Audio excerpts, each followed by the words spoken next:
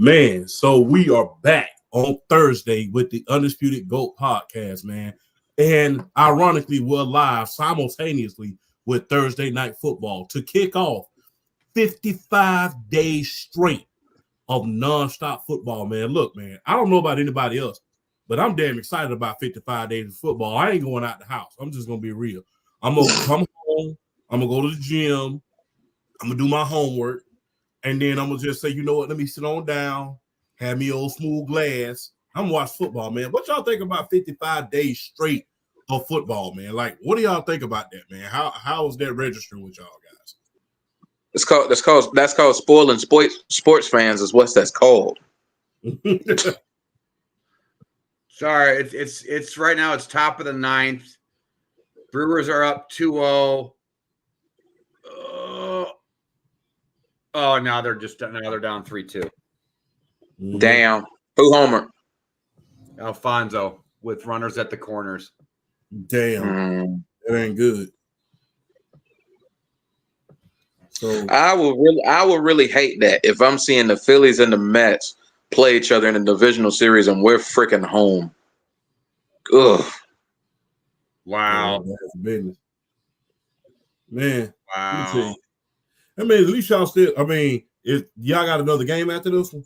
No, this is game 3. No, the wild card is best 2 out of 3. If the Mets win, they put the Brewers out and they play the Phillies in the divisional round. Well, it's whoever wins this game goes to the next round. Yeah, that's what I'm saying. Yeah, whoever wins this goes to Philly. Damn. Okay. That ain't good. Yeah. And, anyways, our Braves, unfortunately, BRF, they got up out of there last night. Well, I look at the Braves like this. I was hoping the offense could get hot and make a run. They just never could. And I mean, when you consider all the injuries they had, the fact they even still got to the playoffs, I mean, you can't really knock it. I mean, you're happy for the accomplishments, but you just got to look at the offseason because Orlando Arcia is probably not coming back. I don't know what they're going to do as far as left field. I doubt they bring Otto. I honestly don't think Max Fried is coming back either. There's a lot of questions to be asked and answered in Atlanta as far as the Braves is concerned. And I'm definitely gonna and that's one thing I might as well go ahead and announce. I'm definitely probably gonna be doing MLB free agency videos like hot stove season when that starts rolling, because that's like one of my favorite times of the year is the off season and hot stove. I'm definitely gonna be reporting on that. Yeah. What about, man, how y'all doing this week, man? How's the week been, man? How you doing, Flash? You good? Yeah, I'm just really busy or whatever, and I got some things going on that I'm trying to get in order or whatever to kind of get my job-wise and stuff like that. So, but other than that, yeah, I've just been really busy. Other than that, the week's going strong. I'll be a lot better if the Brewers can pull this out somehow, but I'm not feeling it right now. Yeah. So, BRF, man, how you doing? I know I know you saying you was busy because of the hurricane and everything of that nature, man. Bro, I have never worked in my 11 years of experience with the company. I have never worked at a store where it was this busy. And cause man, just the storms like I'm talking about Macon, Augusta, the Macon area, the Augusta area, like you might as well say the Savannah area, just a lot of places that were really impacted the most by Hurricane Helene. And just so happened, everybody's posting on Facebook, hey, Lowe's of Madison is open. And everybody been coming. And I mean, everybody's been coming. Everybody, man. But I'll put it to you like this. Oh no! I've been doing that on like all the I've really been kind of shouting everybody out on like every podcast I've been on, because I mean, just you want to send the well wishes their way. But I'll put it to you like this: we're gonna have a $2 million sales week. Damn. Mm-hmm. We were at 1.8 coming into the day. Wow. Damn. So exactly. So I know for a fact if we didn't hit 2 million today, we're definitely hitting it tomorrow. Yes, indeed, man. And yeah, man. Shout out to Brandon from the block, man. We here. What's up, Brandon? The block, What's up, man. big? Every Monday and Wednesday, the throwdown, it could get real nasty up in there. And he could agree with That was one of the best shows I'd ever been a part of. Hey, shout out to, hey, man. Much love to you too, Brandon, man. Hey, man, got to give Brandon from the block one of the first people to give each of us a shot on outside of PSP. If it wasn't for Brandon, you know, a lot of us wouldn't be here. Just got to give Brandon his flowers as well, bro. Hey, man, I got to look before I would be remiss, man. We're talking about sports. We're talking about hurricane. We're talking about tragic things that are going on. I would be remiss if I didn't say, look, rest in peace to 3 great men who passed away this week. John Amos, the former Kansas City Chiefs, and America's favorite dad on Good Times, not to mention Coming to America. Then you had the tragedy of Dikembe Mutombo, you know, one of the greatest defensive basketball players of all time. And then the passing of Charlie Hustle, Pete Rose. So, I mean, I would be remiss if I didn't say, look, man, shout out to those 3. I know for me, Good Times was a big part of my childhood. I know I didn't grow up in the 70s, but when you think about the reruns that Good Times had, you know, while you watching it with your parents and, you know, how, you know, big of a figure that John Amos was on that show, that was nothing short of spectacular, man. It just showed you the power of your father. You know what I'm saying? Shout out to all of, and shout out to you, especially you two, man. Y'all know where I'm coming from, man. Y'all are fathers. But, you know, that just shows you how powerful you are as a father. So shout out to John Amos, man. For Dikembe Mutombo, man, I got to say, one of the first people who I could ever say made me want to play defense. You know, he made defense cool. You know, no. He made defense cool. Defense, in my humble opinion, for me, I can say, I can only speak for myself, was not cool until Dikembe Mutombo in the 90s. You know, we could talk about the bad boys, but the bad boys were not revered until later on. When you talk about pure defense, Dikembe Mutombo. Charlie Hustle, Pete Rose, it speaks for itself. I mean, one of the greatest baseball players of all time, man.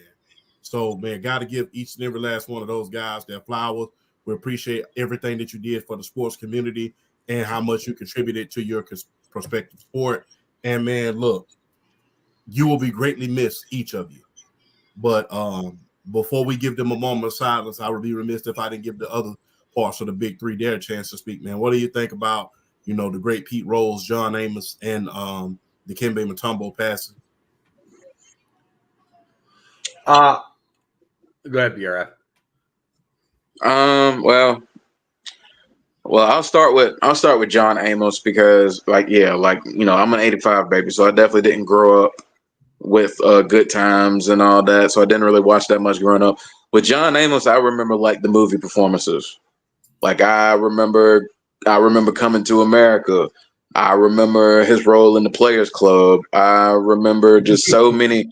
I remember so many good movie roles that he played, and just, you know, just he just, regardless of whether it was a comedy or a drama or anything like that, he always commanded the screen. He always had a presence that commanded it, and his range was just so good. The fact that he could be funny as hell, and then it was time to get serious, he could be serious as well. I feel like he's one of the more underrated actors of our time. So hearing him passing is definitely a blow to the entertainment community, and just definitely want to give prayers and condolences to his family.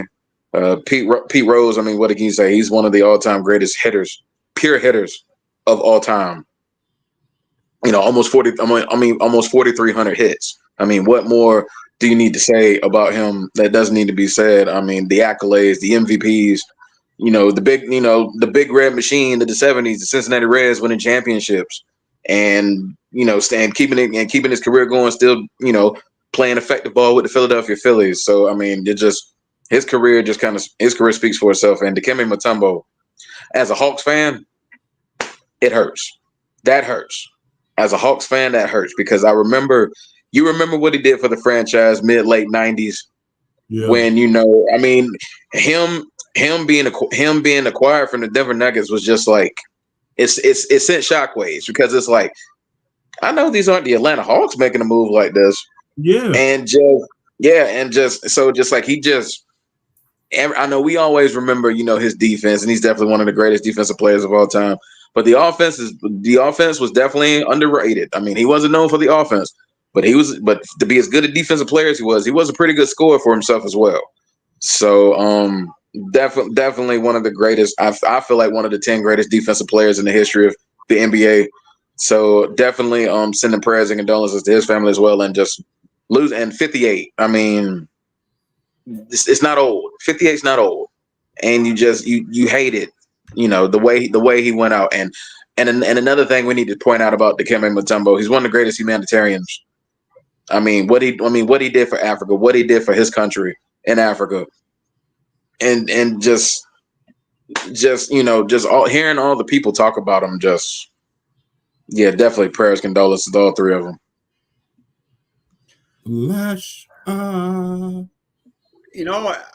I know we're mentioning these three, but I feel like the last month we've lost a lot of our childhoods. I mean,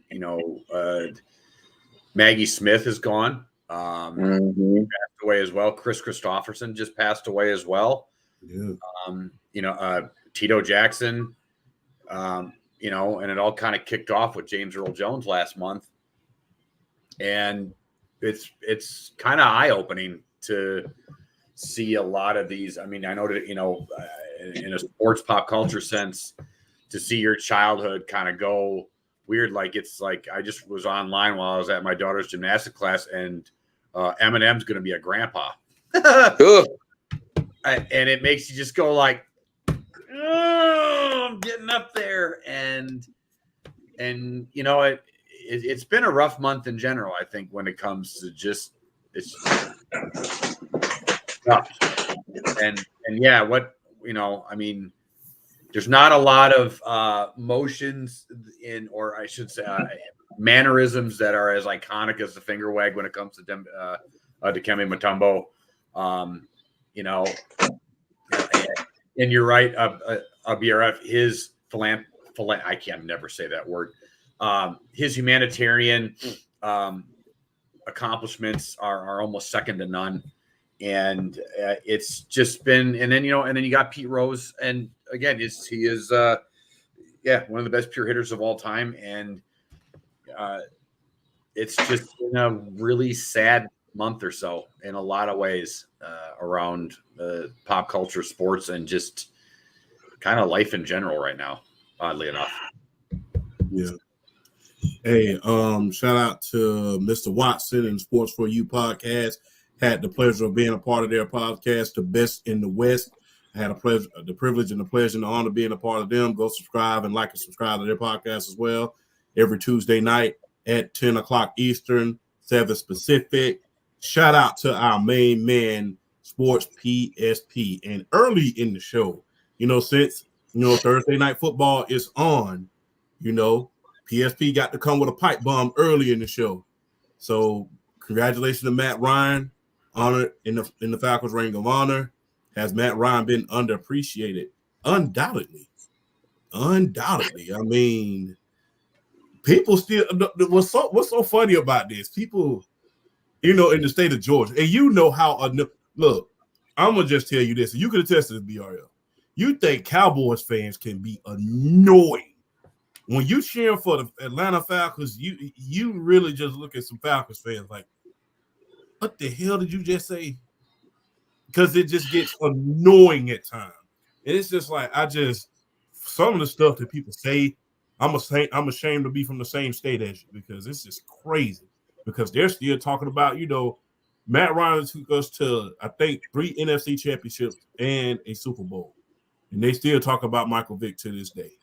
I mean, that just goes to show you how underappreciated that he was. I mean, in no disrespect to the great Michael Vick, he made us relevant again after, especially after that 98 Super Bowl season. Unfortunately, we went there and got beat by the Denver Broncos.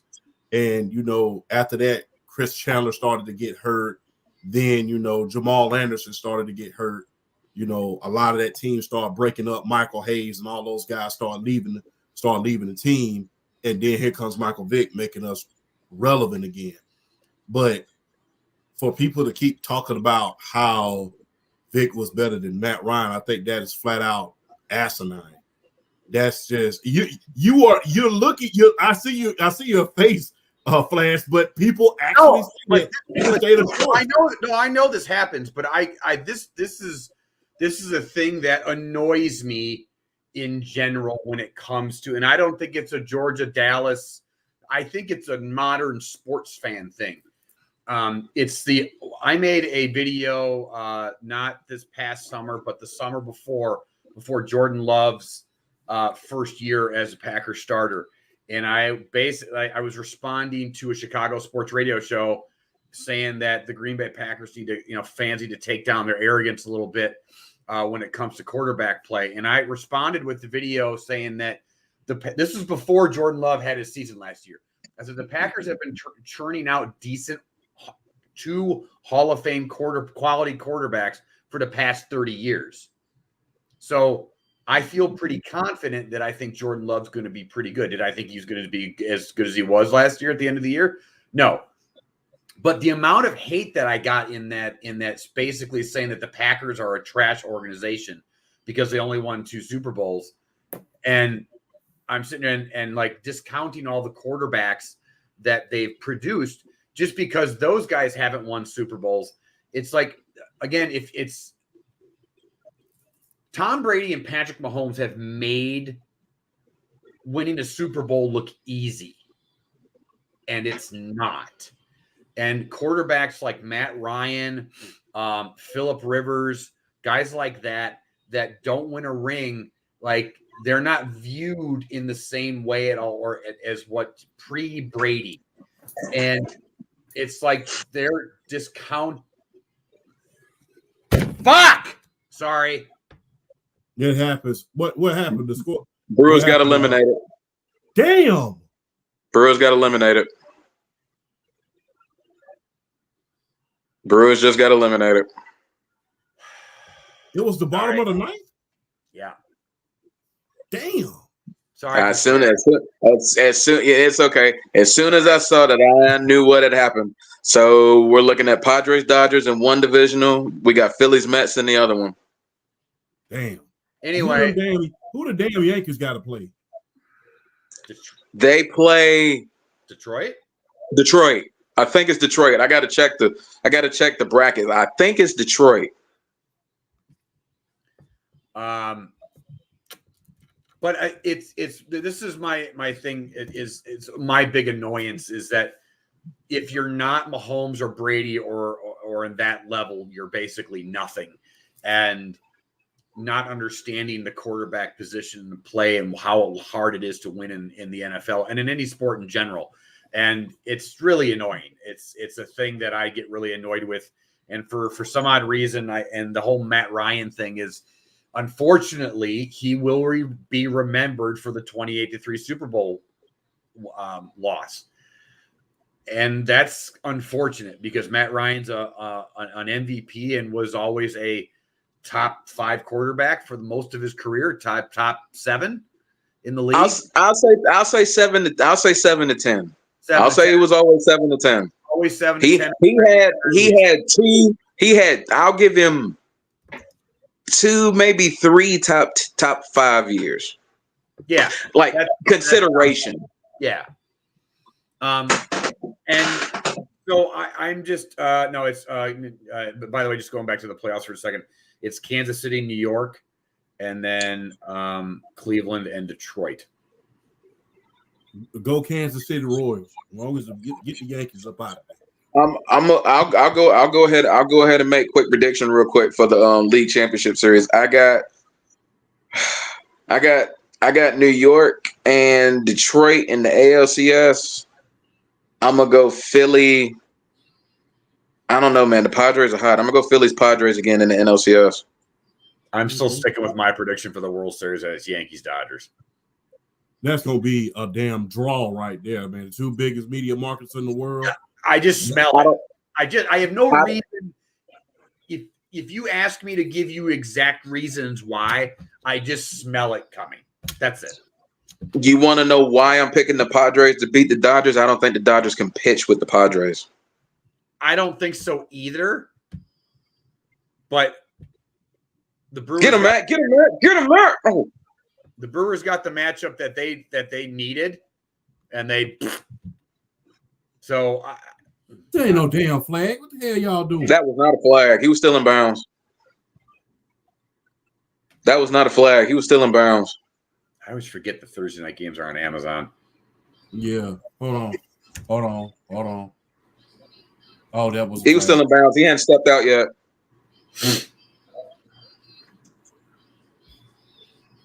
Yeah, he's out of bounds. Yeah. They're not calling it. No, they're not calling it. Okay, they're not calling it. All right. Okay. We got to focus. I keep going to this game. My bad. All right. Sorry, guys. I know we're getting off topic, but my team just got eliminated from Major League Baseball for the Major League Baseball playoffs. It was basically top and bottom tonight, so I'm sorry I'm a little distracted. It's okay, Flash. Join the club. We right there with you. We right there with you. What were we talking about? What were we discussing? We're talking about Matt Ryan and how underappreciated he is. Again, unfortunately, he is going to be remembered for that Super Bowl loss, and that's really unfortunate for him. And I do think the further away we get from that game, and the further away that we get from him retiring and everything else, I think fans will start to remember how good of a quarterback he was. I think once it gets farther and farther away from that, he'll get his due. But unfortunately right now, but to say that Michael Vick is a better quarterback than Matt Ryan, I'm sorry, but like, it's not even close. Like, it in any facet, it's not even an argument. You can't even pose to me something logical. You can't even make a Hail Mary argument on who's a better quarterback all time. Like, it's not even close. Now, don't get me wrong. I loved Michael Vick in college. I loved him in Atlanta in his one season in Philly where he was phenomenal. It was great to watch. But he, in Atlanta, he did great things, but he wasn't the consummate winner. Well, yeah, and he wasn't what he should have been. So to sit here and say that a MVP and Super Bowl, going to a Super Bowl quarterback who was arguably in the top, again, 7 to 10 quarterbacks in the league this whole career for the most part, except for the last probably 2 or 3 maybe. Like, that's a silly argument. Like, Michael Vick doesn't even maybe this is blast. Michael Vick doesn't even deserve to be in the Ring of Honor in Atlanta. Disagree with you there. But why? Disagree with you there. Well, the thing is, you got to think about the relevancy that he brought back to that team. Like I said earlier, when you think about how you got to think about being an Atlanta fan. We're the Cleveland Browns of the South. Let's just keep it all the way 100. We're the Cleveland Browns of the South. Yeah, okay. We're the Cleveland Browns of the South. Except without the history, without that rich history. Granted, we had some good players, but Michael Vick in the early 2000s put us back on the map. Like I said, people don't remember us, though we was 3 years removed from that Super Bowl when he came there. Like I said, Chris Chandler got hurt. Jamal Anderson was on the downside of his career. A lot of that team was kind of breaking up at a certain point. And then not to mention, a lot of, Morton Anderson was getting up there as far as age is concerned, one of the famous kickers that we had. And it was pretty bad. I know. Then we go out and get the first overall pick, end up in the playoffs his very first year as a starter. Then on top of that, end up going to the NFC Championship, something that we haven't did in a while. You have to understand what that did for fan base. You got to plus we had a new owner. BRL. Let me tell you something. Look, I don't know about you, but before we got off the blank, Rankin Smith and the Smith brothers, good trash. Lord. Those guys were the worst flipping owners in the entire world, I swear. And for us to come out of that, for us to come out of those Super Bowl years, to get rid of those bad owners, Rankin Smith and the Smith brothers, and then move forward with a new owner and off the blank, and for Atlanta, Georgia to become like the center of the universe again, that he deserves to be in Rangers honor for that alone. And like I said, he did a lot of great things. Now, granted, like I said, looking back on it, it wasn't what it was supposed to be. It wasn't what he was in Philly. But in that moment, he was the beacon of hope. It's like, we're going to get back to the Super Bowl. Yeah, but does a beacon of hope deserve to be in the Ring of Honor? Yes. Hey, man. Look. Hey, here, okay. All right. Let me chime on this. Let me chime in on this. Okay. Michael Vick made Pro Bowls. Michael Vick took the Falcons to the NFC Championship game. Michael Vick is the first quarterback in the history of the league to rush for 1,000 yards. Michael Vick had a winning record as the Falcons starting quarterback. And I know some people are like, you have to look at it from impact you made for your franchise. Granted, he was only there for 6 years. The impact he made for that franchise, you cannot write the history of the Atlanta Falcons without those 6 years of Michael Vick. You just can't do it. So for that reason alone, he has to go in the Ring of Honor, because you can't write Falcons history without him. You can't. So you have to put him in there. All right, I guess. I mean, he's a 3-time Pro Bowler in Atlanta. Like I said, he's a 3-time Pro Bowler in Atlanta. He's the first quarterback to get 1,000 yards rushing. Yeah, I know. First quarterback to go in your building and beat the Packers in Green Bay. Hey, you shut your mouth. I'm sorry, but Flash, I love you. Flash, I love you, brother. But facts are facts, sir. Vic's the first one to do it. Oh, I know. I was there, and I remember that little dude running around the field at KGB, like that's the let me tell you something. That is the image I take from that playoff game. I'll tell you, Michael Vick scrambling and throwing Kabir Baja-Biamila, just saying, "Get off me," and going and getting the first down. I had a clear view of that. This is his first year. I was just happy to get to the playoffs. I'm just gonna be real. I'm like, oh, we gotta play Green Bay. Oh shit. You know what? I'm just happy to make the playoffs, man. 27-7. I'm just The thing is, I was happy to make the playoffs that year. It's like the playoffs. I'm like, this is the playoffs.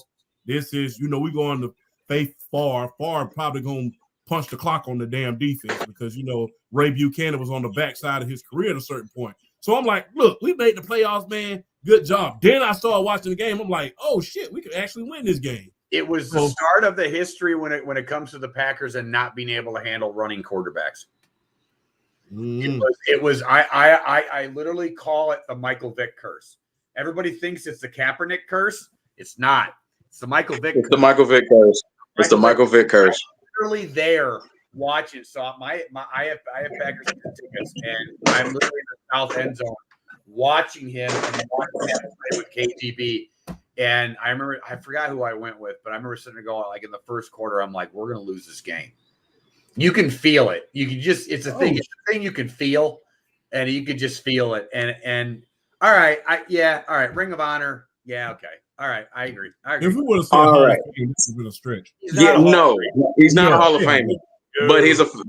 All right. Now let's get to the topic we're talking about here, because Champ, you've seen videos. I drive the bus for Matt Ryan is a Hall of Famer. I drive the bus, and I will continue to drive the bus that he's a Hall of Flash. If you put Eli Manning in for 2 championships, which they're going to do, Matt Ryan's a Hall of Famer. I'm just saying. Eli Manning isn't the argument that you need to make. The argument. I know it's not. But that's I know it's not. But I can all. But I'm just saying. I'm going to give you your answer. Phillip Rivers. No, the argument you make is if Dan Fouts is in the Hall of Fame, so is Matt Ryan. Facts. And Matt Ryan has better numbers than Dan Fouts. Absolutely. Now you could argue era, different league, blah blah blah blah blah, and that's fine. But I the numbers. I like the same offense though because Air Coryell. Yeah. But I also look at it. They have a very similar career path in a way. I think Dan Fouts, if he doesn't go into Cincinnati and it's negative 72 degrees out, I think we're talking about his career in a vastly different aspect in general. Hold on one second. Do you think he could have? Speaking of Dan Fouts, do you think? I don't think he could. To me personally, I'm just going to be real. It wouldn't have mattered if he won in the first place. You wanted him to beat the 49ers? Heck no. Not those teams.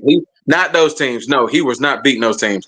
The 49ers were the 1980s. He wasn't touching them. Yeah, I mean, it wouldn't have mattered in the first place if you would have won. Yeah, you weren't going to beat the 49ers anyway. It's just it's just like if people always talk about the Buffalo Bills. If they would have made it to the Super Bowl back in 1990, if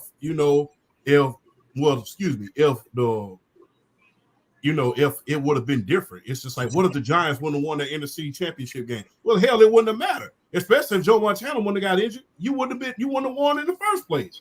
Well, hold up. Now I'm a Joe Montana stan, but I think the Niners defense, as good as it was a better matchup for the Buffalo Bills than that Giants defense. Really? Yeah, I do. I think that I think that match. I'm not saying Buffalo could have won, but I don't think. Besides the Niners defense being a better matchup for Buffalo, I don't think San Francisco would have employed the control the clock mode the way that Parcells did with Otis Anderson and running the ball. Which is what kept Buffalo's K-Gun offense off the field. It was a perfect mix of Belichick and just literally go back and watch this. It's one of my the two Super Bowls in 89 and 90 are like some of my two favorite Super Bowls to watch. Yeah, because the Parcells Belichick game plan is masterful. Yes, indeed. And I just think that the Niners defense would have been a better matchup in favor of Buffalo.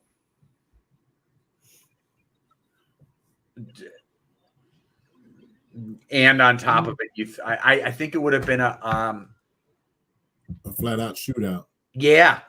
I think that's like a 34-30 type game. And I, as a football fan, going back as great as Super Bowl 25 was, missing out on seeing the West Coast offense and the Bill Walsh, even though it was George Stieford at the time, but the Bill Walsh West Coast offense versus the K-Gun offense, and we never got to see that in a Super Bowl when we were this close. Yeah. Man, that sucks. But yeah, I don't think the outcome, I still think San Francisco comes out on top, but I do think that Buffalo's offense would have had a better matchup with that.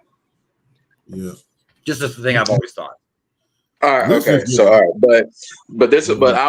I'll speak on it 10 straight 4,000-yard seasons. Still the only quarterback to ever do it.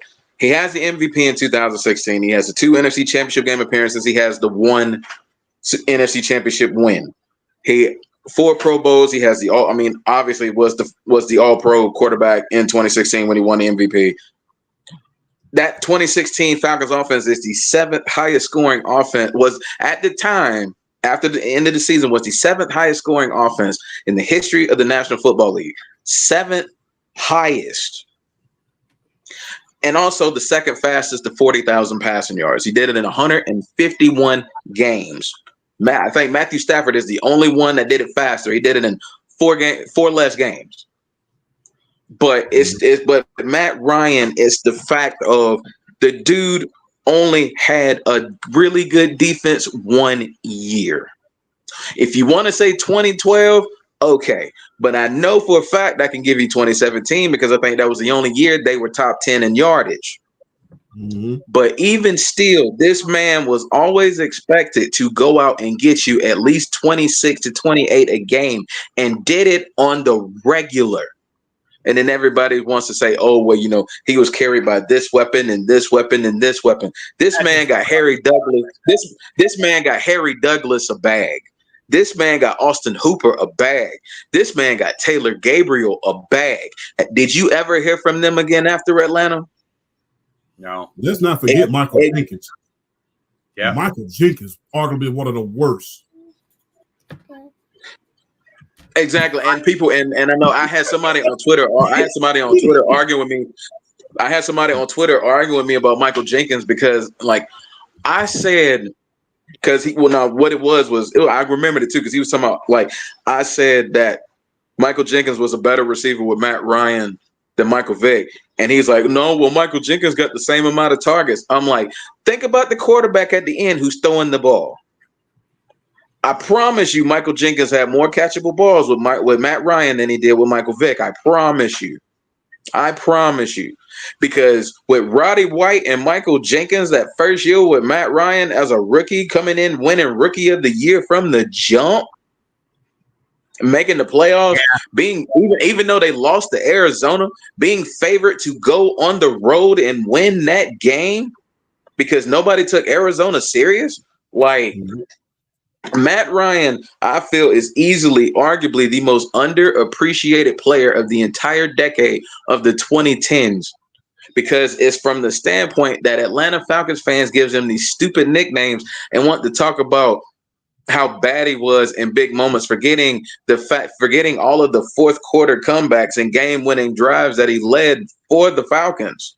And it's a joke that we have to sit there and still have this discussion with Falcons fans about how Matt Ryan, in my opinion, is the Atlanta Falcons GOAT, not just the greatest quarterback in the history of the franchise. I think he's the greatest player in the history of the franchise. And you know the players we've had come through that franchise. We've had really good players come through that franchise. And the fact that we can sit here and make a case for Matt Ryan being the GOAT of the franchise, which I think he is, says a lot about his career and what he did. So I think it's a joke how people still come down on him to this day with these stupid nicknames for him, like, y'all got to let that go, man.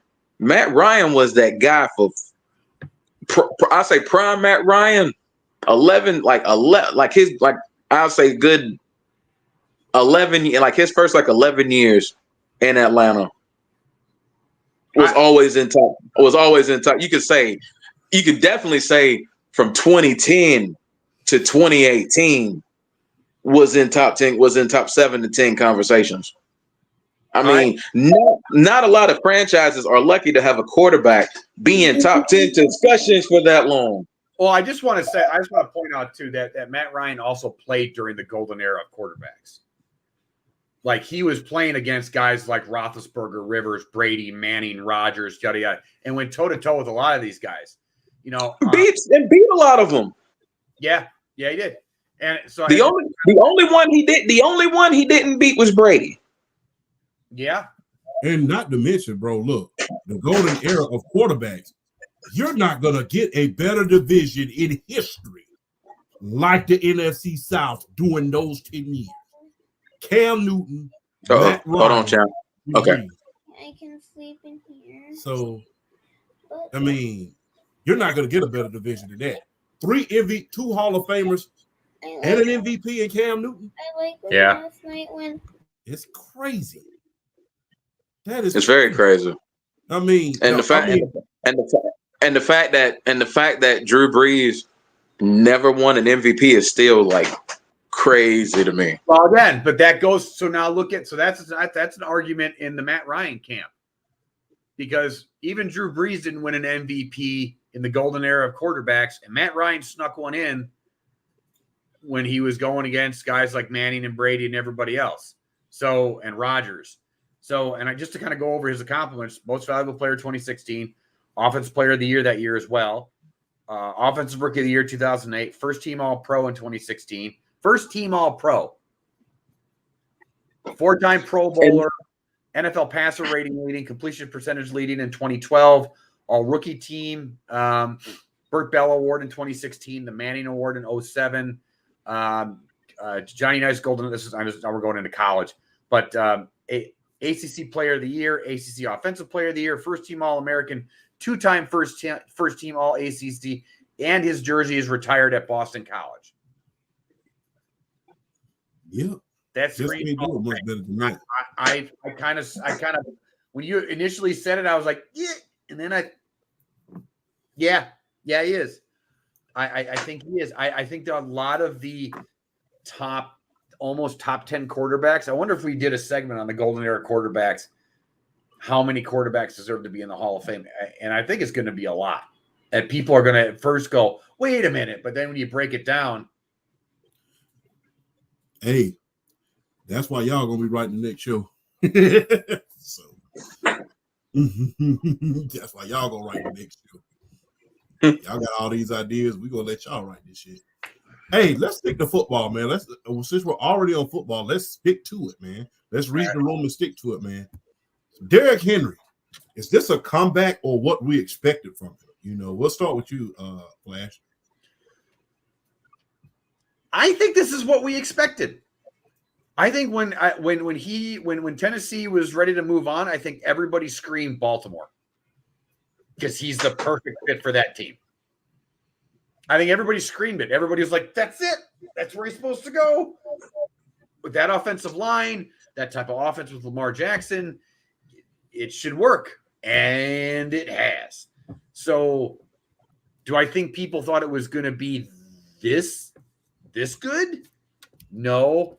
In fact, I think if we are looking, if Baltimore's record is better, I think we're looking at it in an even different light. Mm-hmm. But I don't think it's a strong comeback. I think everybody that kind of knew ball knew that Tennessee's offensive line was starting to kind of, the last couple of years he was there, was starting to not be as good as it used to be. Quarterback play obviously started to fall off. They made really dumb trades, AJ Brown, and then they get rid of their, a really good coach.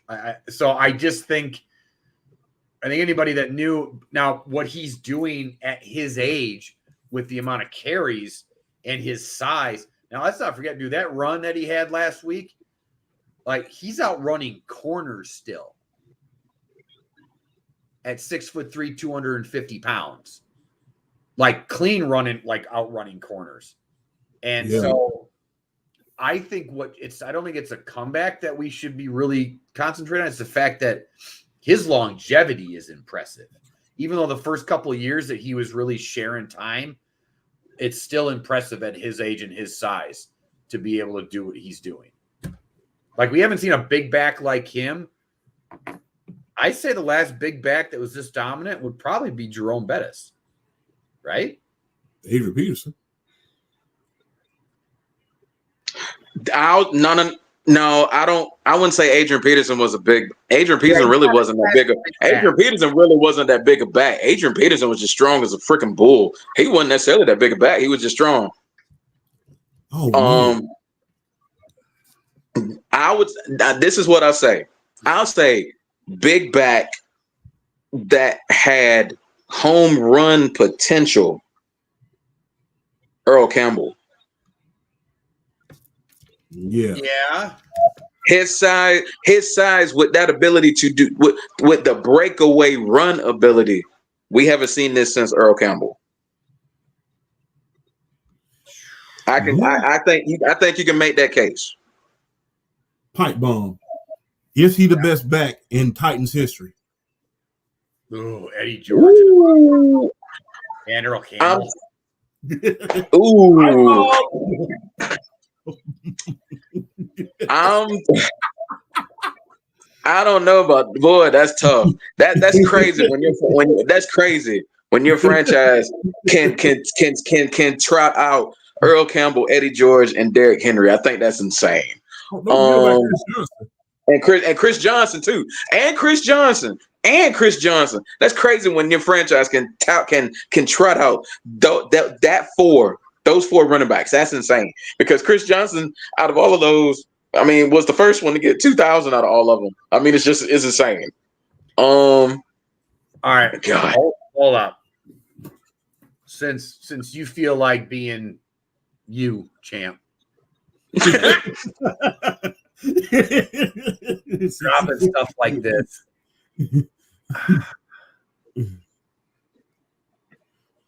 I told y'all, man, I don't care how long or short this. I'm not going to let us have a good show. We're going to have a few pipe bombs. Honestly, this is probably the most difficult question you've actually posed. I mean, the thing is, Campbell, simply because of the defenses he had to play. Had to play the no-name defense. Had to play the steel curtain. Had to play, against his own defense. Don't forget about that Houston Oilers defense that was pretty much, one of the top defenses back then. Then you had to play the doomsday defense of the Dallas Cowboys. Then you had to play, it was so many great defenses back in the 70s. I mean, in the 70s, defense was the cornerstone. I mean, you talk about the steel curtain. You talk about the purple people eaters. You talk about the doomsday defense. I mean, even that Houston Oilers defense was very, very good.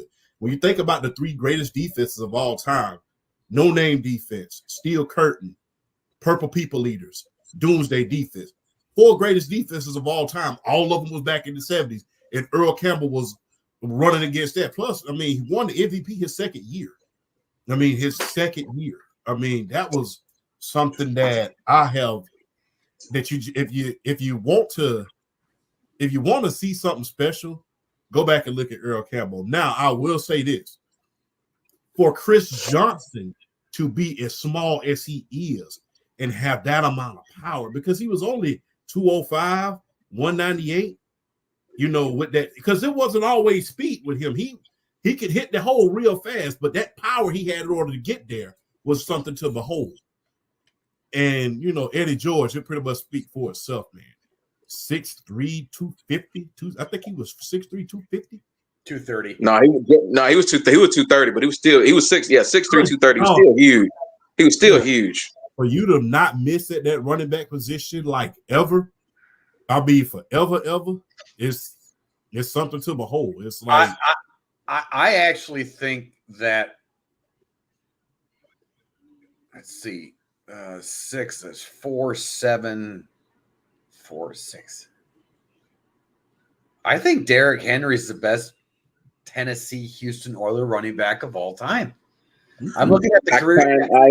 I agree. I agree with that. I would probably go Derrick Henry too. I'm looking at the career stats right now. So you got your top four, which is Eddie George, Derrick Henry, Earl Campbell, and Chris Jones in that order. Okay.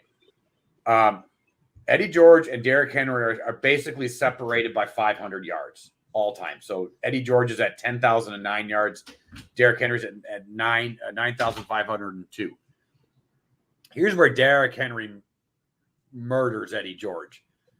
He has 26 more touchdowns than him, and his yards per average are 4.7 compared to Eddie's 3.7. And Eddie George fumbled the ball 34 times compared to Derrick Henry 17. He only fumbled the ball 17 times? Yep. And Derrick Henry's reliable. And then if you want to talk about Earl Campbell too, he had 1,000 more yards than Earl Campbell, almost 20 more touchdowns, and Earl Campbell had 39 fumbles. Really? Yep. In one less year. Well, damn. Yep. So I gotta say it's Derrick Henry. I do. Plus, when you think about, you got to think about one thing and one thing on quarterback play. Ooh. Because when you think about it, Earl Campbell, when you stopped Earl Campbell, you still had Dan Pastorini, who was a damn good quarterback. When you think about Eddie George, he still had Steve McNair. Aaron McNair was no damn joke. No, he wasn't. For you to win MVP when Peyton Manning is in your division at his peak, nothing short of spectacular. And then I don't remember who Chris Jones. Chris Johnson had Who did Chris Johnson have? That's a good question. You could probably. It was Chris Johnson probably rivals Derrick Henry as far as having bad quarterback play. Yeah, so the the year that he ran for 2,000 yards, he had Vince Young, dude. Well, for real. He did have Vince Young. That's right. He did it. He had early Vince Young. He had early Vince. Oh, I thought that that was Kerry Collins. Nah.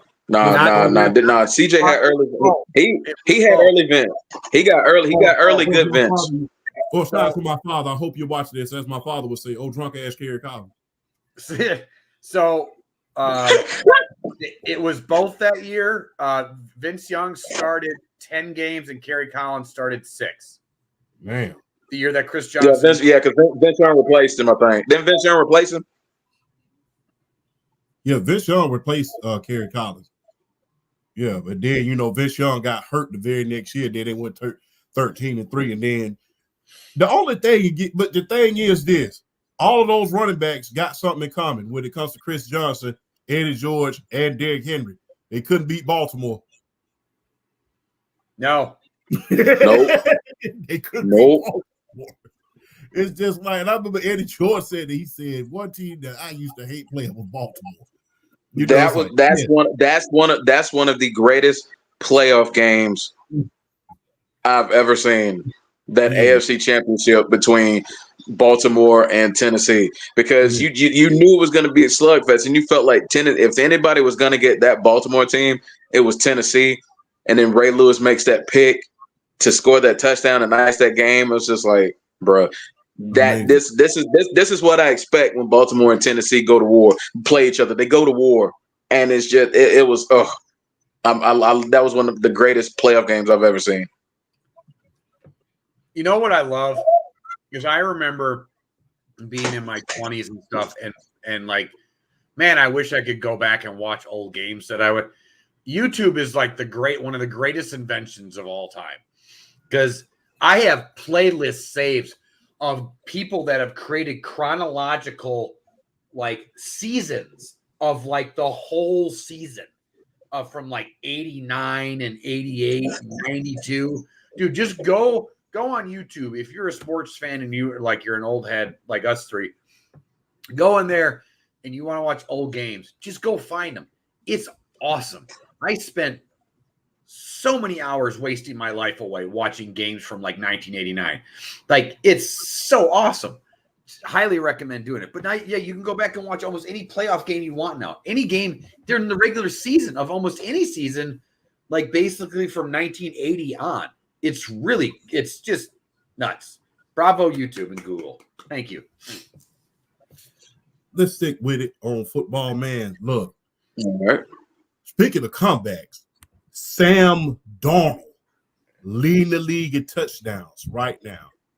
I mean, 11 touchdowns, the leader in touchdowns right now. Is there a possibility that we can see him win MVP and Comeback Player of the Year? Go ahead. Yes. I guess it's a possibility. Like, I mean, right now he's got Comeback Player of the Year on lock. I mean, he just has to stay consistent, keep playing the way he's playing. I think as long as he doesn't fall back into old Sam Darnold, I think he's got Comeback Player of the Year on lock. MVP, he's going to have to ball. He's going to have to really continue to ball out for MVP, because I think down the line you're going to get the usual suspects back in the ball game as far as MVP when we're talking about the Mahomeses and the Josh Allens and the Lamar Jacksons. We're gonna get the usual suspects back in this again, and you're probably gonna have that one wide receiver or that one running back to break out, and it's just like, oh God, we got to put him in like MVP discussions. But if you want to say right now, dark horse, yeah, Sam Darnold's a good dark horse pick right now. But it's still a lot of games we played. But I mean, you got to give it up for how he's been. You got to give it up for how he's been playing. I mean, and shout out to the young homie Kieran. I mean, he pretty much said this. This is the best situation Sam Darnold has ever had in his career. Oh, and he's thriving. He's thriving in it with a Justin Jefferson, with a Jordan Addison. Adding Aaron Jones, who's still got something left in the tank behind him. I mean, and TJ Hawkinson as a tight end. I mean, it's like, I just want to throw right now, all people that kept the whole Sam Darnold thing were like, man, if he just gets to, and a lot of, if you listen to a lot of NFL scout, like you heard little tidbits like, if Sam Darnold just gets in the right spot, the kid might do something still. But look at Baker right now. Baker Mayfield, Geno Smith, Sam Darnold. All three of those guys were basically cast-offs, and look at all the franchises that they were at before they got to a good one. Really bad quarterback franchises, and they finally got to a decent one where they are at. And good coaching and good situations, and they're thriving. I still maintain to this day, I've said it before on the show, that it was really dumb of Cleveland to get rid of Baker Mayfield when you're one bad call away from winning the Super Bowl. That's just me. But I look at right now through week 4. I think the two front runners right now for MVP are Josh Allen. I know they had a bad game last week against Baltimore, but I think it's Josh Allen and Sam Darnold right now. Everybody thought Josh Allen was gonna fall apart. Using all the wide receivers, and he's doing great. I don't know if it's just me or not, but BRF, man, going back to this game, is Darnell Mooney becoming the number 1 receiver on this team or what, bro? I told people in the offseason when we signed Darnell Mooney, and people were like, oh my God, we're overpaying for him. And I'm like, bro, he got a 1,000-yard season in Chicago. Yep. He has talent. The thing, because what a lot of Darnell Mooney struggles, it wasn't necessarily always on him. His quarterbacks always overshot him on deep balls. Kirk Cousins has been arguably one of the best deep ball passers in the National Football League over the last 3 to 4 years. So this was a perfect fit for Darnell Mooney coming to Atlanta, and he is thriving. I knew he was good.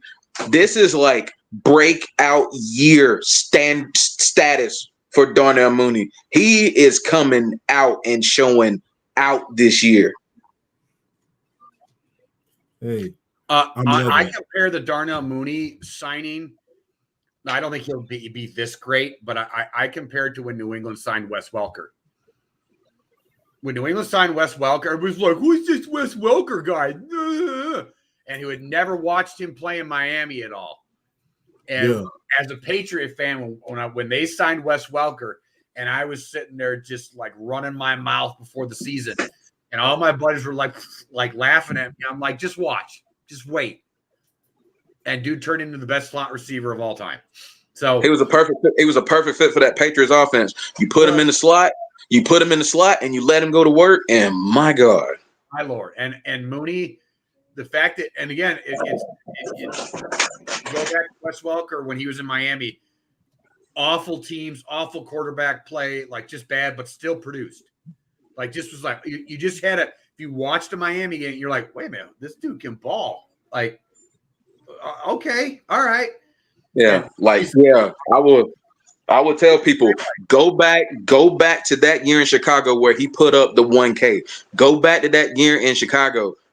Remember, he had Mitchell Trubisky, and he got 1,000 yards. Yep. Yeah. So it's like that's what exactly. So it's like you put his route running in this offense with a good quarterback like Kirk Cousins.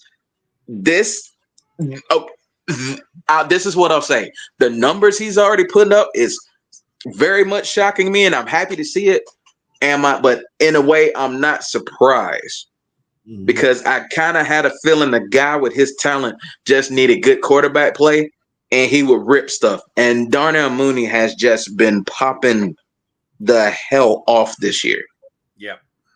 Good. Hey, gotta ask you this question. So I know you're a diehard Atlanta Falcons fan, just like I am. Him or Michael Hayes? I mean, this is only his first year. Okay. This is only his first year. I mean, yeah, this is only his first year. I mean, Michael Haynes did it for a good minute. So yeah, nah. Okay. Let's stick with football, man. We are on the verge of a huge trade. You know, I can't wait till a bomb drops and we finally see it. But I gotta ask this question. What team should trade for Davante Adams? And for me, there's only one correct answer. Well, two. Buffalo or Dallas. Josh Allen needs a true number one receiver. I don't think Keon Coleman is ready at this point. Dallas, because guess what? Brandon Cooks, he's out with that, that infection on his knee. And, they're going to start keying in on CeeDee Lamb in a minute. And they can't run the ball in Dallas. They can't run the ball. So you're going to need some weapons in order to take that attention off of CeeDee Lamb. And what better target to have than Davante Adams? And you got $14 million in cap space. And you don't have a running back at this point in time. And you're not going to have a lot of defense. So you got to score some darn points. And I mean ASAP. So Dallas, Buffalo definitely needs to take a shot at Davante Adams. But what shares you guys? Whoever want to go first? I'll go. Buffalo is definitely a good pick. Because I'm kind of touting Buffalo too. Buffalo makes a lot of sense. Washington is a dark horse. And I think New Orleans falls in that dark horse realm too, because of the Derek Carr Fresno State connection. But this is what I think the biggest impact Davante Adams can make right now is going to Buffalo. The biggest impact is going to Buffalo, because if he goes to Buffalo, now how do you key on Josh Allen in the event he wants to run the ball? Now you have Davante Adams. Now you have a bona fide number one. You have Khalil Shakir. You have Keon Coleman, who can play opposite of him. You put Shakir in the slot. You line up Coleman on the other boundary, and then you have James Cook behind him. And then you still have Dalton Kincaid and Dawson Knox as tight ends. So that offense looks so much more scarier with a Davante Adams. They are right back in Super Bowl talks with a Davante Adams. I think Buffalo really, really should consider doing this. I'm going Buffalo. Before you go, Flash, I got to ask you this question. Pipe bomb. Should he come to Magic City?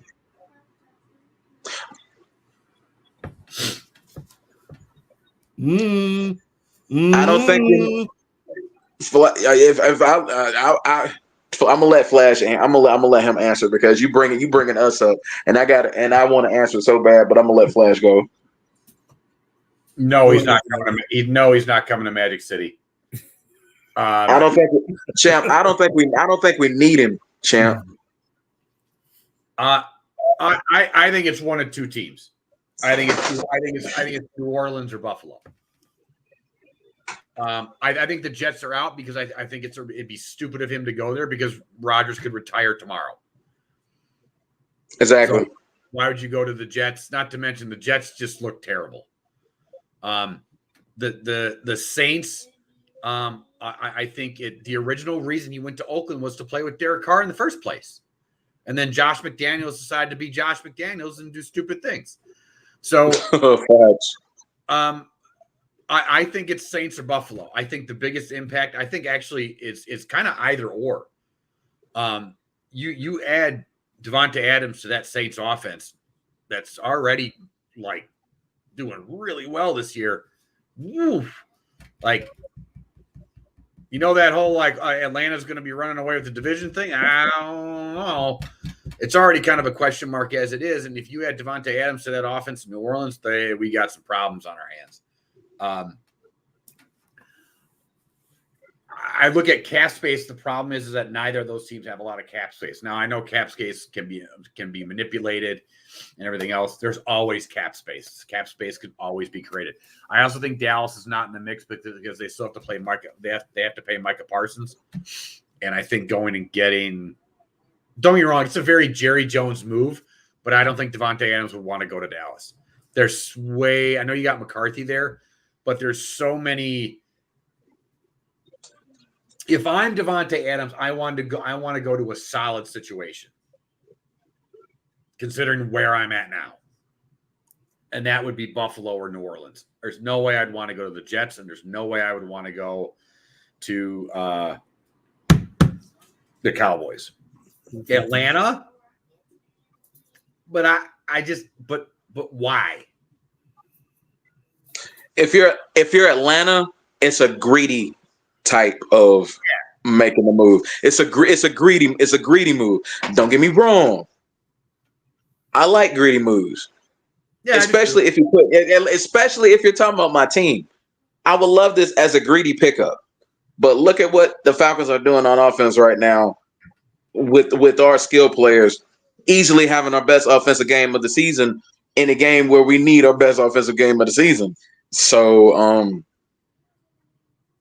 I liked the trade rumor that I presented that I found between the Jets, the Falcons, and the Raiders. I did like that idea, but the more I think about it, I don't want Hassan Reddick here. He's too much of a headache. He's too much of a headache. It's too much of a headache. Because it's like, I get the Jets made the move for him. They knew he wanted a new contract when they made the move. So I kind of hold them responsible in that. But at the same time, the fact that you're willing to sit out a season to get your money, the Falcons, with what they're trying to cultivate, they don't need that kind of headache. Yep. I do like Washington. I do like Washington as the dark horse. I do too. I like that one as the dark horse. Baltimore? Washington. Well, Baltimore. I know Baltimore's been thrown around too as a possible trade destination.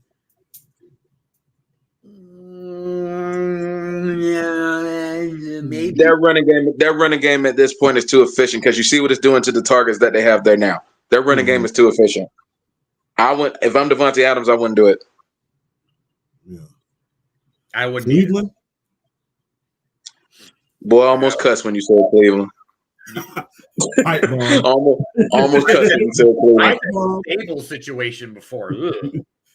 Boy, almost champ boy, you about caught me off guard. I about cuss when you said Cleveland. It's a great words from my father. That's nasty as hell. But, boy, that's very, very nasty. Very nasty. That's that. How kids say nowadays? That's that diabolical word right there. That's what that is. That's nasty as hell. But very.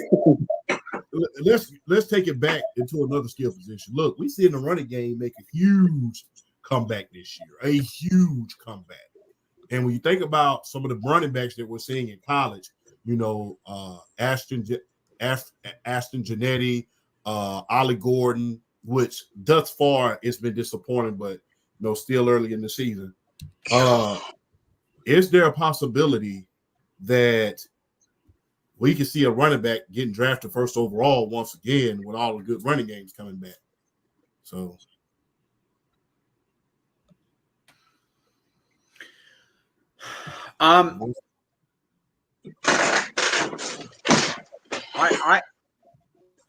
I think that we're on the verge of that. Yeah, I think we're on the verge of the running back becoming. I made the argument that once the golden age of quarterbacks ended, we were going to start reverting back to a little bit more of a running based game, and running focused NFL, especially the way that the rules are going and the way that defenses have adjusted to the passing game. I think offenses are now going to go shift back the other way. And so, yeah, I really do. I think we're going to see a renaissance of the running back in the NFL. And I also think that quarterback play right now, overall, compared to what we're used to, is pretty poor. I know that's a pretty, I don't want to say a hot take, but a pretty we're not. It's Mahomes And everybody else. And I know Mahomes is not even having a good year this year either. So, Facts. I know we're only through week 4, but when I say, are any of these guys besides Mahomes in the like Manning, Brady, Rodgers level? Absolutely not. We're not even close. So I think Brady said a couple weeks ago that quarterbacks aren't built anymore. They're not coached up anymore. It's basically trying to get the quickest results possible. And I think he's right. And I think we're kind of seeing it now. And so I think offensive coordinators are going to start running the ball a lot more. And I also think that the running game has always been in the NFL and will never go away. It's just like the drop back quarterback. That'll never go away. Even though that the quarterback position has evolved somewhat, you have to throw from the pocket and be able to go through reads. But I do think that we're number 1 overall. Maybe not, but top 5, definitely. I think we're going to see top 5. Quick question, pipe bomb before y'all start. Was the last generation of quarterback I have to ask this question because Patrick Mahomes, Josh Allen, Joe Burrow, he's still there depending on how he can turn everything around. Is this the last generation of just superb quarterbacks that we're going to see, or was it last generation? Because the thing is, we're seeing a lot of cases where a lot of quarterbacks are washing out in their first part of their careers.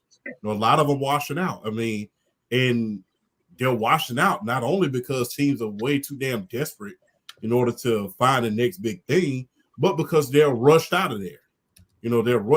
Teams are so impatient now. They're not as patient as they was years ago. But are we seeing a generation where the last of this really game-breaking quarterbacks is really just like, okay, we're going to start seeing a lot more pure game managers, and we're going to start seeing a lot more mid-level quarterback talent and mid-level type of contracts in the near future? Do y'all think that's going to happen anytime soon? I think if we're looking at this generation of quarterbacks we're in as opposed to the last generation, I'm picking the last. And we're talking like Manny, Brady, Roethlisberger, Rivers, Matt. I mean, regardless of how you feel about him, you have to throw Eli in this. It's just this era. It looked like it was going to be strong. Like you had Joe Burrow beating Patrick Mahomes and in an AFC championship going to the Super Bowl. You see Josh Allen having the game of his life. Lamar Jackson, I think you had Lamar Jackson, playing much better this past playoffs, even though he didn't, get into the AFC championship game, even though he didn't win it.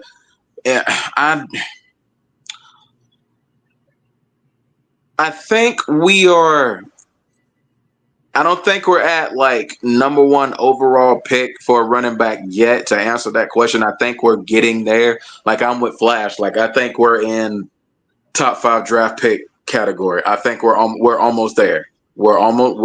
Honestly, like if you want to look at Ollie Gordon and Ashton Genty as being those next guys to come in to potentially be top 5 picks at the running back position, they got a shot.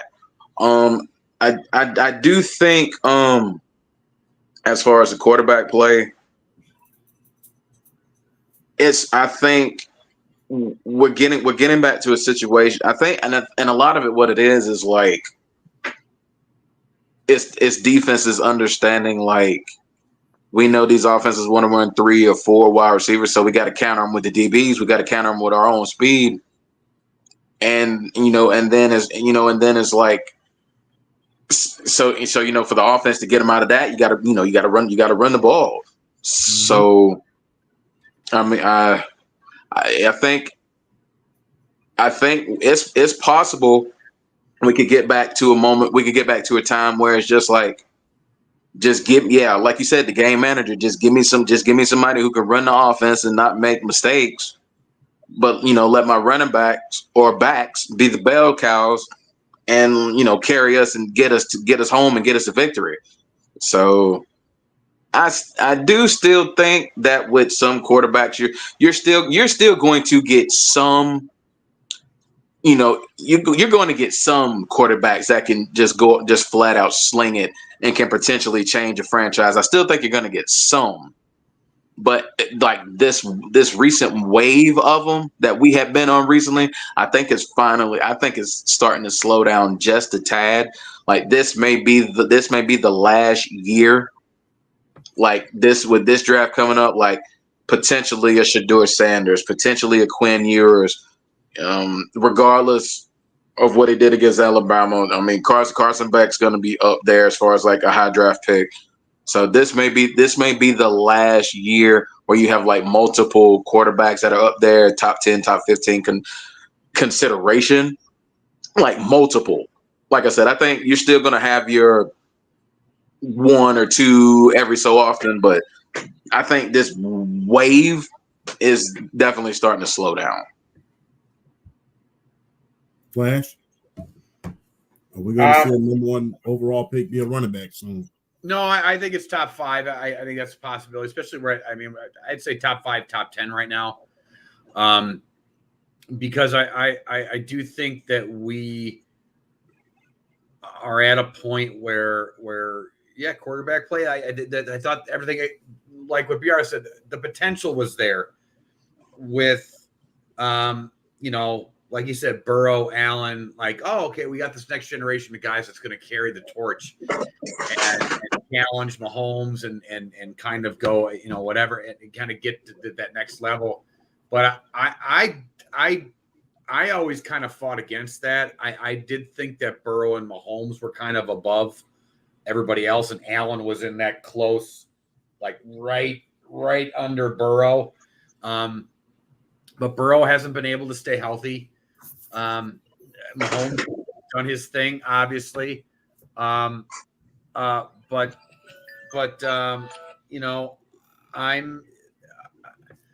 don't think people understand how good this previous generation of quarterbacks actually were. From basically 2000-ish and to 2022, essentially. Like, I don't think people realize how good that generation of like that 20-year run of quarterbacks. You could start it with Manning, who was drafted in 98 or 99? 98. 98. So from 98 to basically 2022. Oh, no. Oh, no. Oh. Damn. I saw he's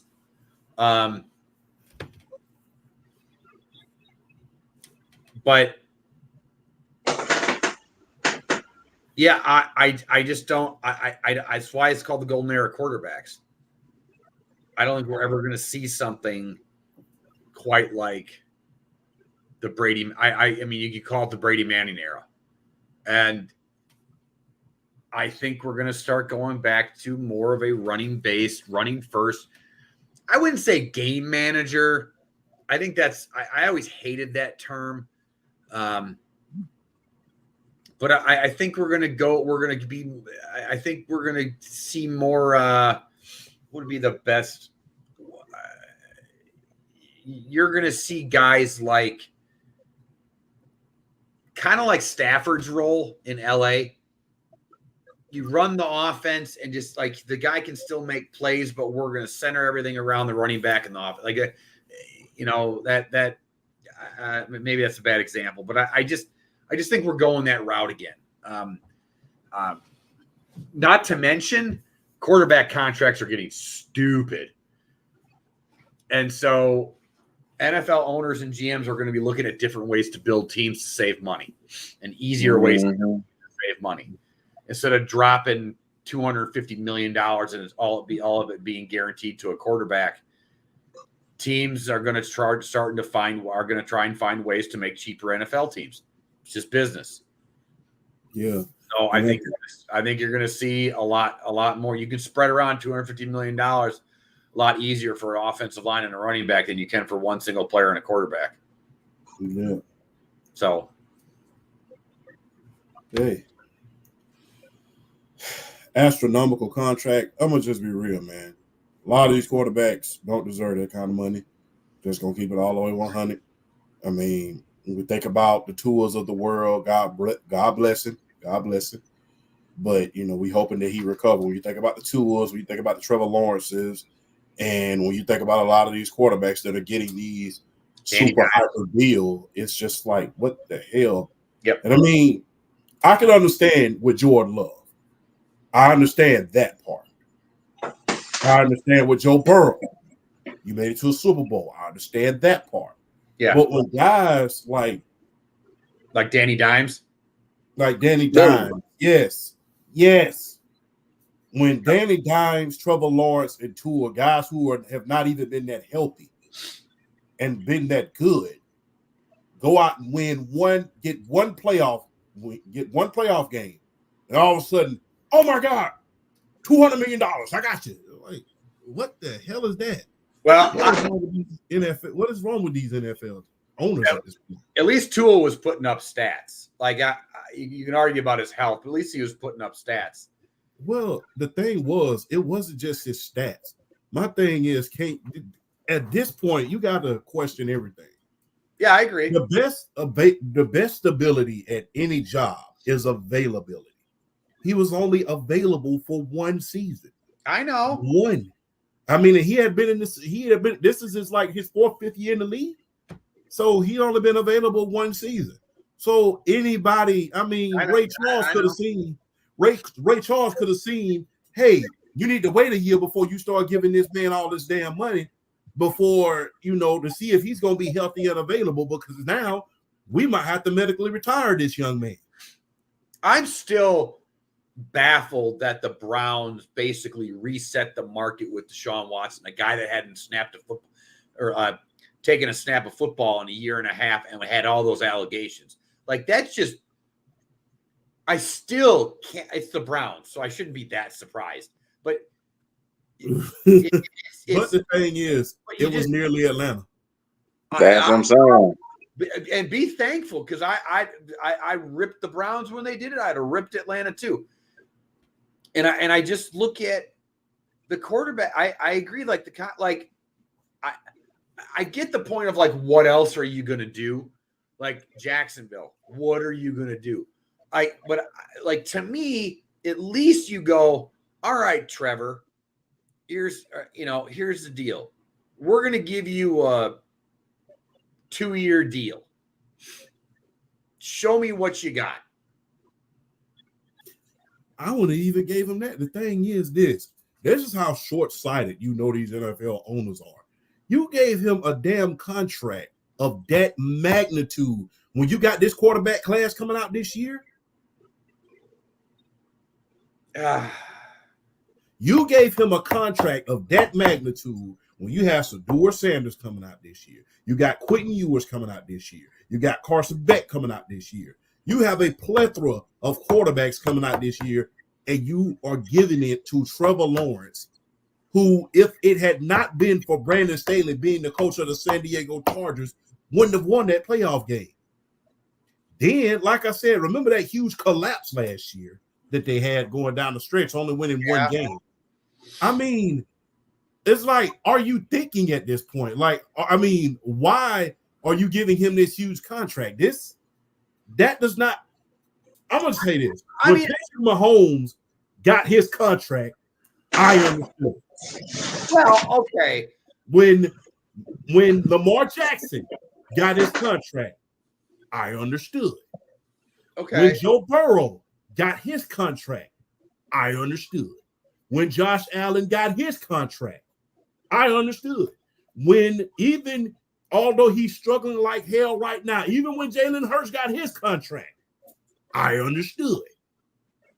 But when you're giving guys contracts that doesn't make any sense, and you don't have a history of playoff games or anything like that, it just doesn't make sense. It doesn't make sense. No, you're right. It doesn't.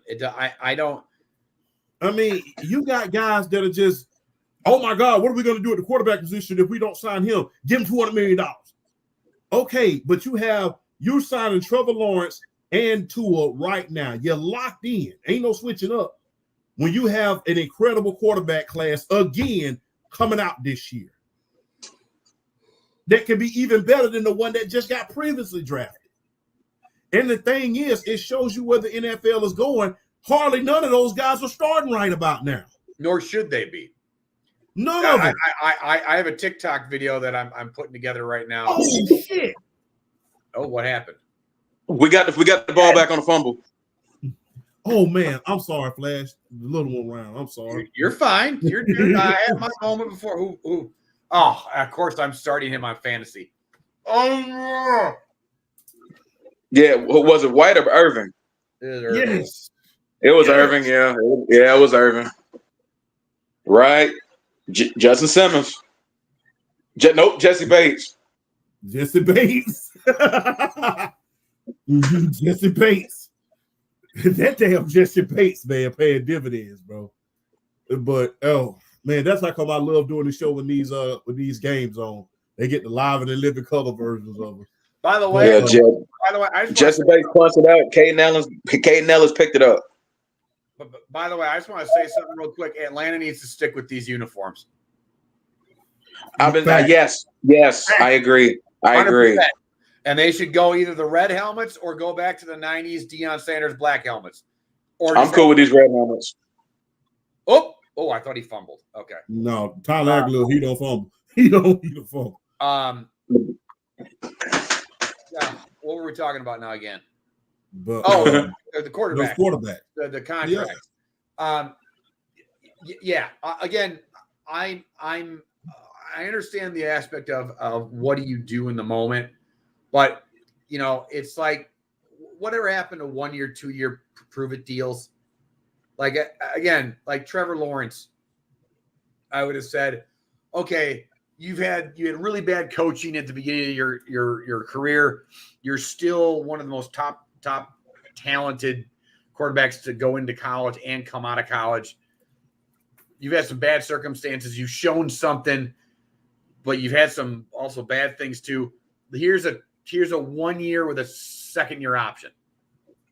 And if he declines it, then let him walk, like whatever. And then you can go into the draft with the draft. But the whole giving these long-term deals, and then you just run into all this dead cap space. It baffles me. And it just, you handcuff yourself. And I don't get it. I just don't understand. I don't get it either. Is it bad GMs? Is it bad owners? It's another thing, like I was saying too, like a lot of these quarterbacks aren't playing right now and starting, and they shouldn't be. I'm a Patriot fan. I follow a lot of Patriots media and fans on Twitter, and they're calling for Drake May to start. And I'm like, why? What is this fascination to get these kids to start? The dude's going to get killed. Have you seen how bad the Patriots offense is? It's so bad. Like, can we not ruin this kid? Like, did we learn nothing from literally you go into Green Bay and how they churn out quarterbacks? Let them sit and chill. Like this immediacy constantly of not wanting to develop quarterbacks or not. It's this immediate, like, what can we just build something? It's what drives me nuts in the NBA too. It's like, as soon as Giannis, I remember like before the Milwaukee won a title, like every year, Giannis, they didn't win a ring, son of a gun. He's going to go to the Lakers now. And it's just like, can we build to something? Like the reason why Chicago was run with, Jordan and stuff like that, they built to that. It wasn't an immediate return. And there's no patience. So microwave world, man, because the thing is, I mean, you can. Oh, there's a lot of overnight successes in our society now, man. You see young kids nowadays, man. They 6 years old making millions of dollars on YouTube, and it's just like, damn, and it's just like, I don't forget, one of these memes. This guy got a Joker costume on, and he was like, me going to work while I seeing this young kid make $6 million on YouTube. He had this clown mask on. So I mean, it's a microwave world now, man. And like I said, we live in my thing, and this ain't just now start happening. Teams started really the microwave world really started with Dan Marino when he got drafted by the Miami Dolphins, because they saw how good he can be in a short period of time. Don't forget, people don't understand this. Roger Staubach, he said a couple of years before he started. Joe Montana said a couple of years. Brett Favre said a couple of years. Steve Young said a couple of years. Even Troy Aikman had to sit down a couple of years. So, a lot of those guys, they sat down before they could really, party up, if you will. But, I just want to point out one thing on how Peyton Manning, if he, let's say he came into the league now, okay? He came into the league now and had the year he did his rookie year with the Colts and threw almost 30 interceptions. He threw 28 that year. People would have been calling that dude a bust, even though he threw 26 touchdown passes. But there's no way he would have been allowed to develop into the what. Now, don't get me wrong, he's still Peyton Manning.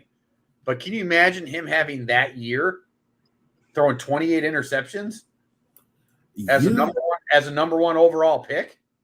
That would have been ugly. And the thing is, I'm just not going to lie to you, man. I mean, when you're a rookie, having rookie phenomenons is not something that happens all the time. No. You have your exceptions. And when you do, it's because they have good situations built around them. When you think about Ben Roethlisberger, he had a hell of a running game. He had a hell of a lot of defense. He had 3 hell of wide receivers in Antoine Randall-Leal, Plexico Burris, and Hines Ward. Had a hell of a tight end and had a hell of a coach. I mean, you can and then even when the only person who really did it from scratch was Matt, I can say from scratch is Matt Ryan.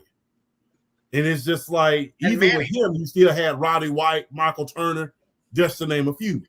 But, they're looking for rookie sensations right about now. Plus, a lot of these general managers are really not smart. They're listening to Mel Kiper and a lot of those guys, and they're going to lose their jobs in a minute. So I'm going to throw this guy out here so, I won't lose my job. So it's just crazy. But almost every great quarterback of all time sat. Yeah, I mean, shit. Johnny Unitas even didn't start firsthand. So he sat on the bench for the Steelers. I don't get it. Like, if you go like early Packers, Brett Favre, Don Majkowski. Yeah, Don Majkowski. But even after Majkowski got hurt and Favre took over, Favre struggled. He wasn't like immediate MVP guy. Like, he struggled in 92, 93, and he started to really come into his own in late 94. And he that wouldn't be allowed in this day and age to build into that. But almost every quarterback that's been great, almost all of them have sat at least a year or almost a year. So let these guys sit, learn. Let's not throw them. I still maintain that David Carr would have been a really good quarterback if that dude wouldn't have gotten shell shocked. No, because I believe so. If Tony Baselli doesn't have to retire because of injury, I think he has a huge, a big difference in his career. All right, Bucky Irving, get it into the end zone and get me some points, please.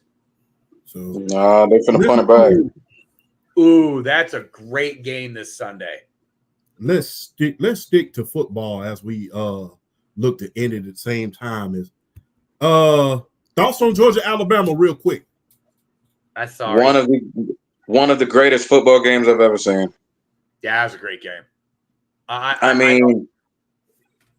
As a Georgia fan, you can't get mad at coming back and taking a lead, being down 28-0 and 30-7. You can't be mad at that. You just got to look at your secondary and be like, Ryan, you let a 17-year-old saute you for 4 quarters. Ryan Williams is the truth. Ryan Williams is the future. Ryan Williams is a beast, just monster. But shout out to Carson Beck because he looked shell-shocked that first half. And to come out and play the way he did the second half, like the play calling improved, just everything just kind of like, I don't know what happened, but it just like, it looked like Bama kind of took their foot off the gas a little bit, and Georgia just revved it up to 150, and you could just see it, and then Bama just they made more plays than Georgia did. I mean, you just have to look at it like that. I'm glad that Georgia didn't drop too much because I do definitely think they are still a top 5 team in college football, and Alabama moving up to number 1. I'm not shocked. I would probably put them there too. I mean, you got Ohio State, you got Texas. So yeah, I'm not shocked they jumped. But yeah, that game was just fun. I to go from I'm about to cut the TV off to, oh my gosh, are we really about to make this comeback? That great games are like that sometimes. That game was amazing. Like, you can't. If you could talk to those Georgia players, you could just look at them and be like, y'all don't hold your head down after this, man. Y'all shouldn't have made that game that close. And the fact that y'all did, shout out to y'all, man. That says a lot about y'all. Yeah, probably one of the better college football games we've seen in the last probably like 5 to 7 years. Hard to get mad at games like that, whether you're a fan of either team. I remember I remember the 09 wild card game with the Packers and the Cardinals. And even though it was disappointing that we lost, that was one of the greatest playoff games ever. And it was hard to even hate the outcome of that game for some reason. Like, I was emotionally spent, but it was such an awesome game that we all thought Bama was kind of starting to, Saban going. We all kind of thought, is this Georgia's time now? And I think Bama kind of reasserted themselves. Like, hey, we're still here. Everybody calm your milkshakes down. Yeah, you all calm your milkshakes down. This is we're still Alabama. And so I know you guys are preoccupied right now. I get it. Yeah. No, we still listen. No, I know. No. I'm kind of preoccupied myself. So yeah, I love those uniforms. They need to stick with these uniforms. They really do need to stick. They need to stick with these uniforms. Yeah, like, they're some of the best looking uniforms in the league if you stick with these. And you can even switch to the black helmets and the 90s logo. You have to do the 90s logo because the new logo, I hate the new logo. I hate it. We didn't like the new damn logo. I don't know why Arthur Blake did that stuff. I don't know either. Speaking of what you were saying about Bama, is Bama the best team in the NC2A right now? Yeah. Oof. I don't think that's when you go and perform in a game like that. I don't think that's a big stretch to say. I think they're the best team in the. I think everybody thought it was Georgia for the most part, and so I think that right now I think Bama can lay claim to that. I think this makes the playoffs a lot more interesting. Mm-hmm. I'm also very excited to see as this season develops. Right now I think Bama is the best team right now. BRF. Yeah, I think right now you have to give it to Bama. You have to give it to Bama right now. Like that. That first half that was clinical. That was surgical. What they did to Georgia. And that, yeah. I think you have to go Alabama right now. Okay. All right. So, real quick, have to bring this up, man, because we've been practicing this all year. Semifinals in the WNBA draws 1 million views without Clayton Clark. How good is that for the WNBA at this point? Real quick, BRF. It's good. That's good. To be able to be able to draw like that and it not be Caitlin Clark centered, that's very good for the WNBA. Because that means, I mean, granted, she's bringing eyes, but they're staying, and that's very good for the WNBA. The eyes are staying. That's good because, like, I saw this post. I quote tweeted this tweet or whatever. It was our good buddies at Barstool who don't always know what they're talking about, and they decided to post something that was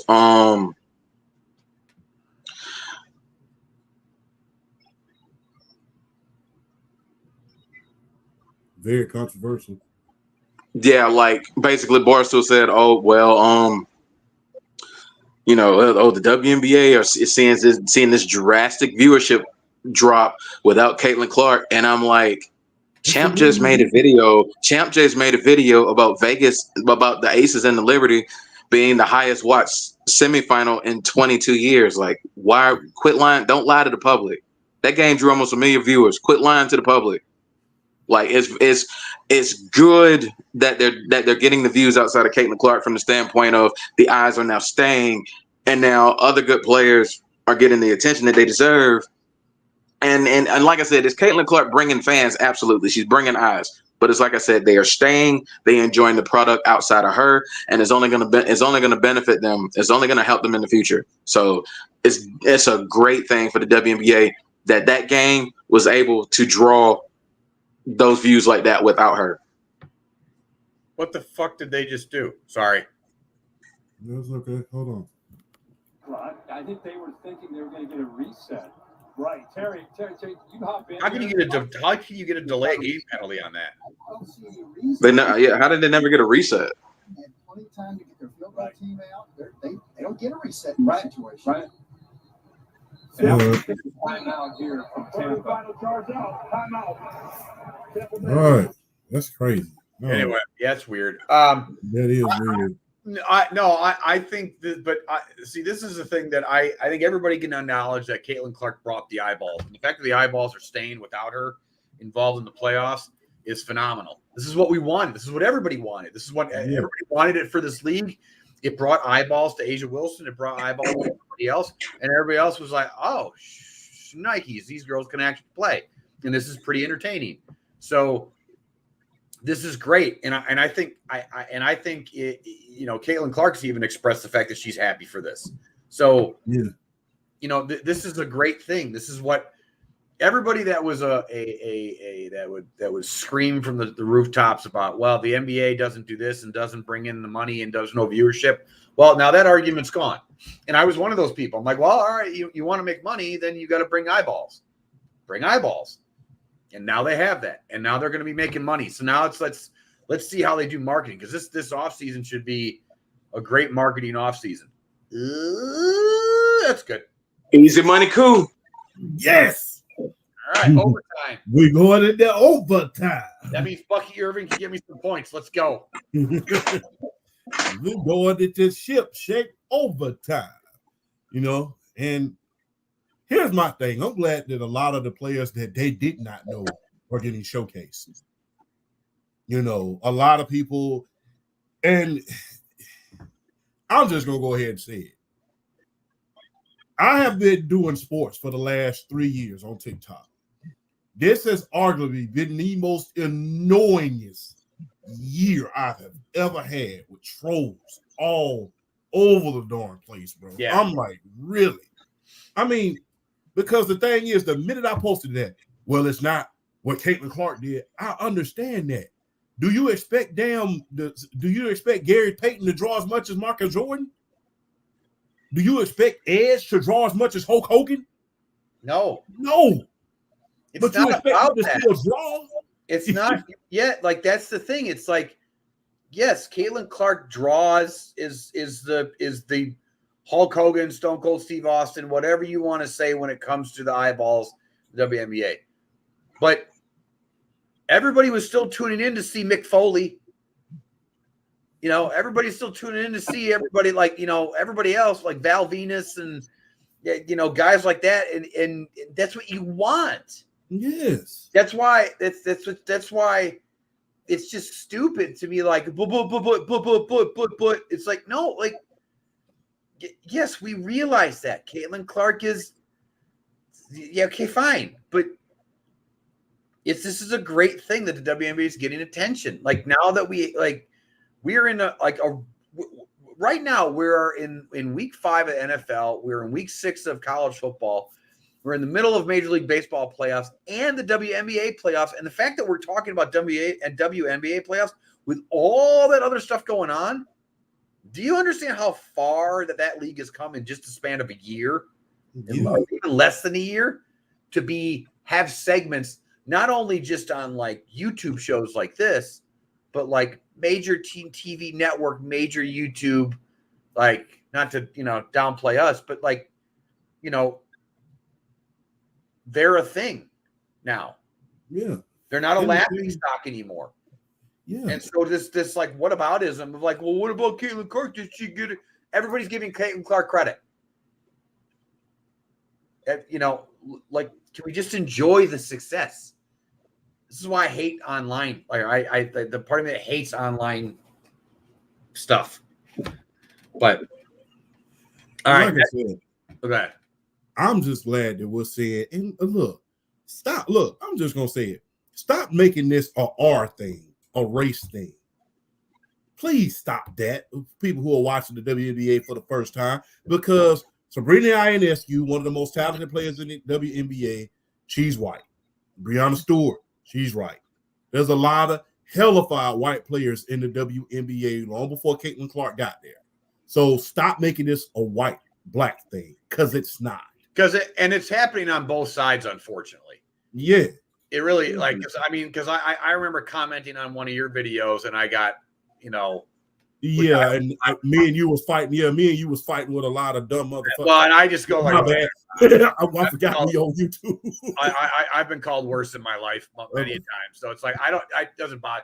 But I just look at it and I just go like, but then again, it's like the other people that come in and are like, well, Caitlin Clark did it. Like, it's not. Okay, I do have a question though. Yeah, because we sort of touched on this topic not last week because we didn't air, but the week before. Is it just ingrained in us to do this, to do that? No, it's just ingrained in dumbass people in order to do that. Because the thing is this: we wanted Bird and Magic for everybody, people who are sports savants. We wanted the Bird and Magic dynamic because it draws fans. Yeah. I watched the WNBA when Sue Bird retired. I saw the sellouts in the NBA Finals the last couple of years. I saw in the COVID years when it hit an all-time low. I saw the Houston Comets win their first 4 championships. I saw that firsthand. I knew during the summer after basketball season, I knew I had something else to watch because the women's basketball that I had been watching the entirety, because I watch everything. I even watch hockey. I just can't find when the damn Los Angeles Kings are going to be. That's why I wanted a Bird and Magic rivalry. That's why I compared Angel Reese and Caitlin Clark to Bird and Magic for the viewership. This is going to save the WNBA. This is how you need to market. This is how you need to do this. This is what you need to do. That is why I wanted it. And then with Paige Buckner coming out, not to mention Juju Watkins the very next year, and then Flau'jae Johnson. Those young women are already celebrities at this point. Flau'jae Johnson, Juju Watkins, Paige Buckers, all of those are superstars right now. So that's the reason why you want it to be trailblazing because of that. Now, is it going to bring controversy? You bet your behind it is. Yeah. Because as long as you got dumb idiots out here, I mean, especially with the internet, it's going to be that way. And it was the same thing back during the 80s because people forget at the peak of the Magic and Bird era, it was the Reaganomics damn era, just to get political with you. So the thing is, it's always going to be there. But the thing is, what happens is, and the thing is, everybody showed me their true colors when this happened. When Caitlin liked that picture of the vice president, it showed you how hateful people really are because they can kiss the baby. Get the fuck out of here. Kadera Hodge just took it to the house. Kadarius Hodge just took it to the house. Falcons just won in overtime. Falcons just won in overtime. Oh boy! Both teams get possession unless the team scores a touchdown first. Man, that's what I'm talking about. You're out of here, baby. In the great words of Young Jeezy, one slip, then you're out of here. Won't be wow. back in years. And hey, that's a huge win for Atlanta because you lose. That's huge. That's a huge win. Yards by Kirk Cousins. Yes, that boy went 500. 500. Everybody mad about Kirk Cousins. Everybody's still mad about that $180 million contract. I don't think so. Oh yeah, they better not be now. They better shut. They better shut up. They better shut up. Can I use that Flash? What? Can I use that? I don't care. Of course you can. Atlanta, you still mad about that $100 million we just gave Kirk Cousins? I don't think so. By the way, and Kirk Cousins' thing has always been that he can't win in prime time. He's won 2 this year. Yeah. Again, I've been saying this. This is my argument. Everybody likes to shit on quarterbacks like Kirk Cousins. You would like if I'm Cleveland or or Chicago or teams that like can't develop a quarterback to save their effing life, you would give up your kidney to get a quarterback like Kirk Cousins. As long as you don't give up your liver, you're good. Yeah. Oh my, bruh. Bruh. Oh, man. Games like this can revitalize a whole fan base, bro. Games like this can revitalize a whole fan base. Oh, man. That is amazing. Wow, bro. This goes to and I just want to say, like, it's not like Tampa or Baker played bad either. No. Baker played his butt off. This division where we thought this might be one of the worst in the league. They looking pretty good, Flash. The top 3 teams are looking like some of the best teams in the NFC right now. Yes. Yeah. Like, I mean, Carolina stinks, obviously, but like the top 3, Atlanta, New Orleans, and Atlanta, New Orleans, and Tampa in the playoffs can go somewhere and beat somebody. Yeah. Yeah, they can. They can go. They can all go on the road and beat somebody. I'm looking forward to the rematch now. This is a great game. Yeah. And again, hey, Arthur Blank, look, I know I'm not in Atlanta, but can you please stick to these uniforms, especially after a win like this? Don't go back to those. The more ugly ass. The white uniform. I don't like hey, look, that I don't when I was 6 years old. Now I'll say this though: the current uniforms, I do like the all black and the all whites, but I hate the gradients. Yeah, the red that fade into the black, I can't stand. I hate those. I hate those. And the logo is dumb. I'm sorry. The ATL at the top, I don't like that. I don't like that either. Because that looks like one of those. You remember those like your kids of the 80s and 90s. You remember those Halloween costumes that you got as a kid to dress up as a football player, and it just looked like an epic game across the chest. They look generic. They look generic like that. They look generic. Y'all remember that fighting game, World Heroes 2, right? You remember that football player that they had in that fight? You know World Heroes. Oh, no. And the logo looks like a fan. It looks like one of those fans that like a geisha would be like going like this with. It just looks weird. Like the logo that they have right now and like on the helmet they're wearing tonight, that's a badass logo. That's the Dion and Bad Mood Rising logo. It's great. Stick with it. Hey, champ. No, there's a thread on IG that I was going back and forth with somebody. They were like, I was talking about it like they were just swearing. They said Kirk Cousins doesn't make Atlanta a playoff contender. Boy, I'm about to find that thread. I'm like, okay, say something now. Say something now. Say something now. Hey, man, look. That is how you win games. That was amazing. 3 walk-off victories in a row. Philadelphia, New Orleans, And now Tampa. Yeah, 3 walk-off victories in a row. So, my God, bro. Yeah. But boy. The thing is, that's why we wanted that Bird and Magic rivalry between Angel Reese, and inevitably when rivalries like that come, then the R factor is going to come into play. But the thing is, the reason why real fans wanted it is to say, okay, this is what's going to draw fans, and this is what's going to make people pay attention when Paige Buckers comes next year, and when Juju Watkins comes, and when Fly J. Johnson comes. This is what's going to set in place for that for years to come. That's why we wanted a rivalry like that. So the thing is this, there's always going to be cats who turn it into something it's not. Hell, I'm going to just be real. People will I'm going to tell you this. You cannot even be talking about race and somebody will reach for it. I'll never forget, yesterday I posted a video about Cam Ward and Sador Sanders. I posted that. I posted, go back and look at the comments, some of the comments. I posted a video about Sador Sanders and Cam Ward. And I said, everybody's so quick to say that Sador Sanders is not playing anybody, and they keep moving the goalposts when he has a good game. But they do not show that same energy when it comes to Cam Ward. Somebody pull race right at the call. Why are you comparing 2 black quarterbacks? Because they have similar schedules, stupid. So somebody asked you, why are you comparing 2 black quarterbacks? Go back and look at the comments, bro. I swear to God. Why does that even why? That doesn't even matter. It shouldn't matter because that's not even the subject. They have similar schedules. Again, and that goes back to what I just said. People are gonna try to pull race out of something, even when it has diddly shit to do with anything.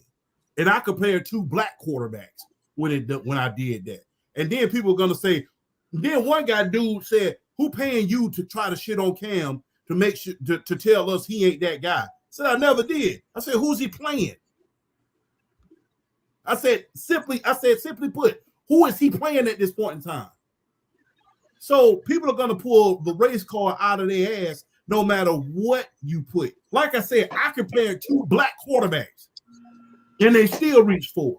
So it's always gonna happen. But the thing is, the reason why we wanted that rivalry in this, it was a college rivalry.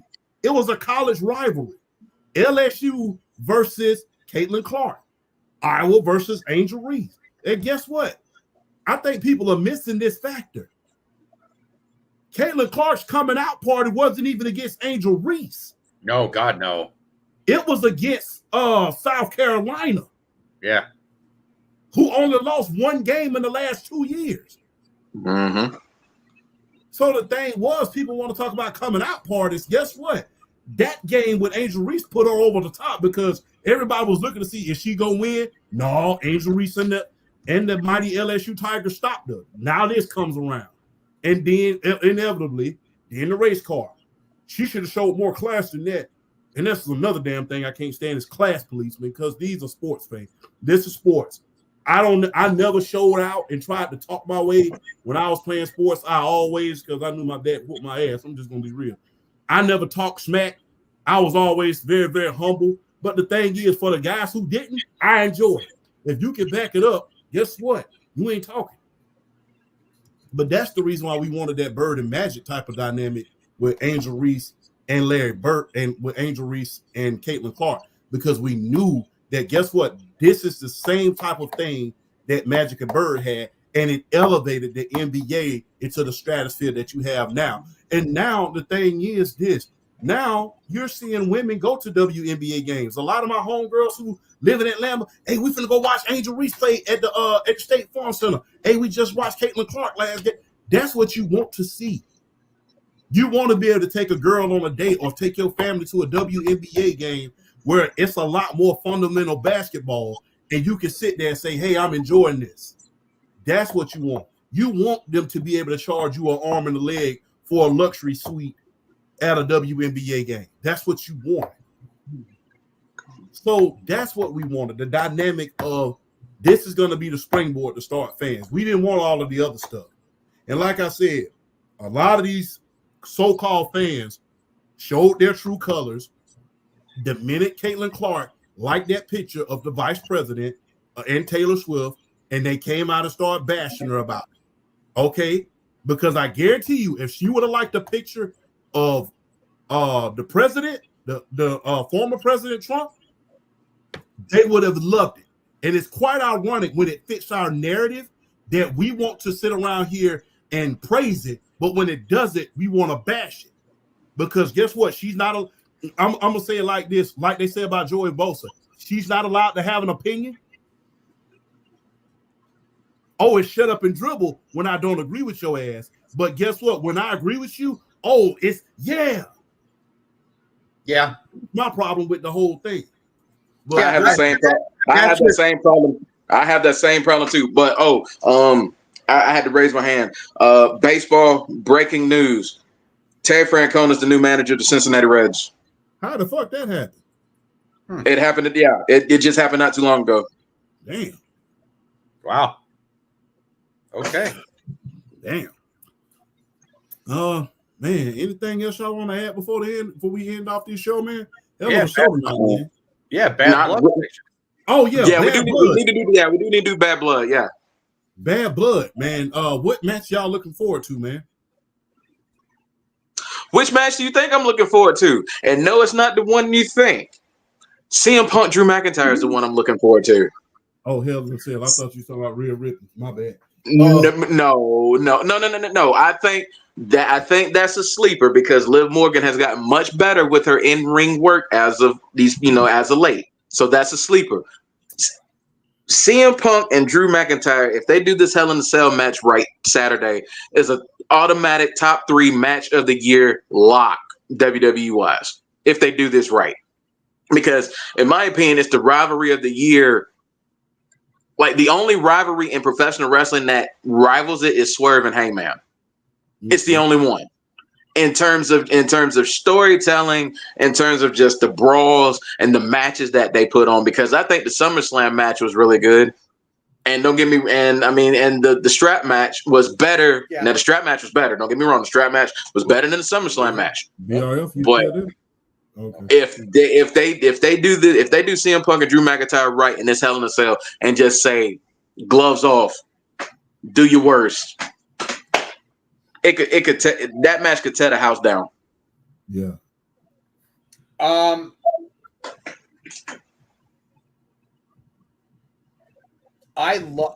So the only match that I'm really not like, you know what? Actually, the whole card I'm at. Now, I was going to say Nia versus Bayley. But the Tiffany Stratton thing makes that interesting. Because Bayley, look, I'm just gonna be honest with Bayley. Bayley's been boring. She was boring with Damage Control. She was boring when they turned her baby face. She should have gone back to the hugger gimmick. I don't even know what gimmick she's doing now. It doesn't make any sense to me. Bayley's been astronomically boring. I love Nia. Nia, for all her issues she had in her first run in WWE, for how unsafe she was, she has the character that she's running. She is playing the perfect "See you next Tuesday," and I mean that she is, and I mean that as a compliment. And I'm talking about like a big bad bitch that's acting like a "See you next Tuesday." Like the way that they're booking her and the way that she's doing her promos and segments is fantastic. And she's become a safer wrestler, so she deserves this run. And she's been great.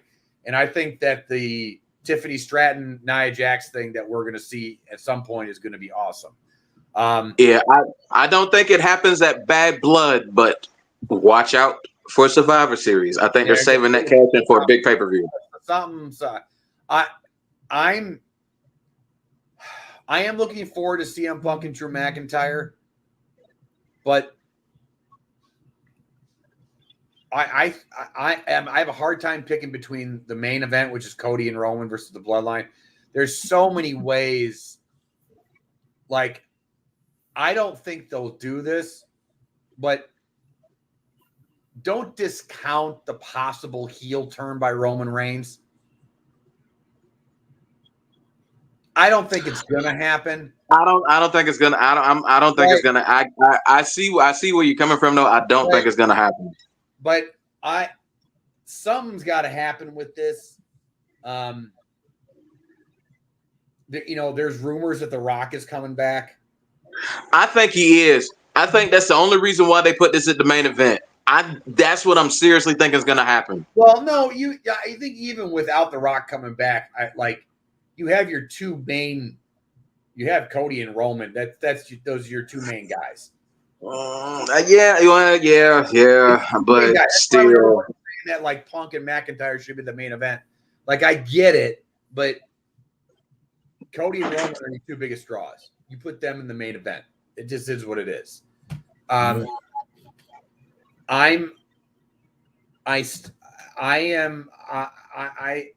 really curious because the segment that they did in the middle of the Georgia Tech at the 50-yard line in the middle of Georgia Tech. That was cinema.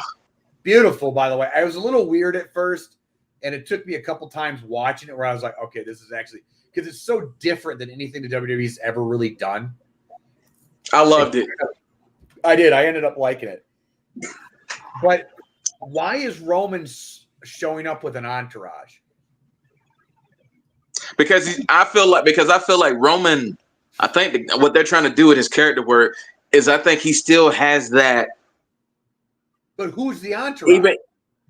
That is not by mistake, by the way. No, it's not. I think he's still, even though he's a face as far as the cheers, I think he still has that heel mindset kind of in a way. And it's like he still feels like, because he said it in that first promo when he finally cut it, this is my WWE. This is my ring. And he still kind of has that mindset. That's why I loved Cody's side of the promo. Because Cody had to pull him back like, wait a minute, bro. I beat you at WrestleMania. Everything I told you that was going to happen, happened. You are a chief without a tribe. You don't have nothing to lose. Bro, you got to show everybody you're still you. Yeah. And that kind of it humbled him a little bit because as soon as Cody said all that, what do you want from me, man? What do you want? It humbled him. So I think that it was almost like Cody was the heel in that promo.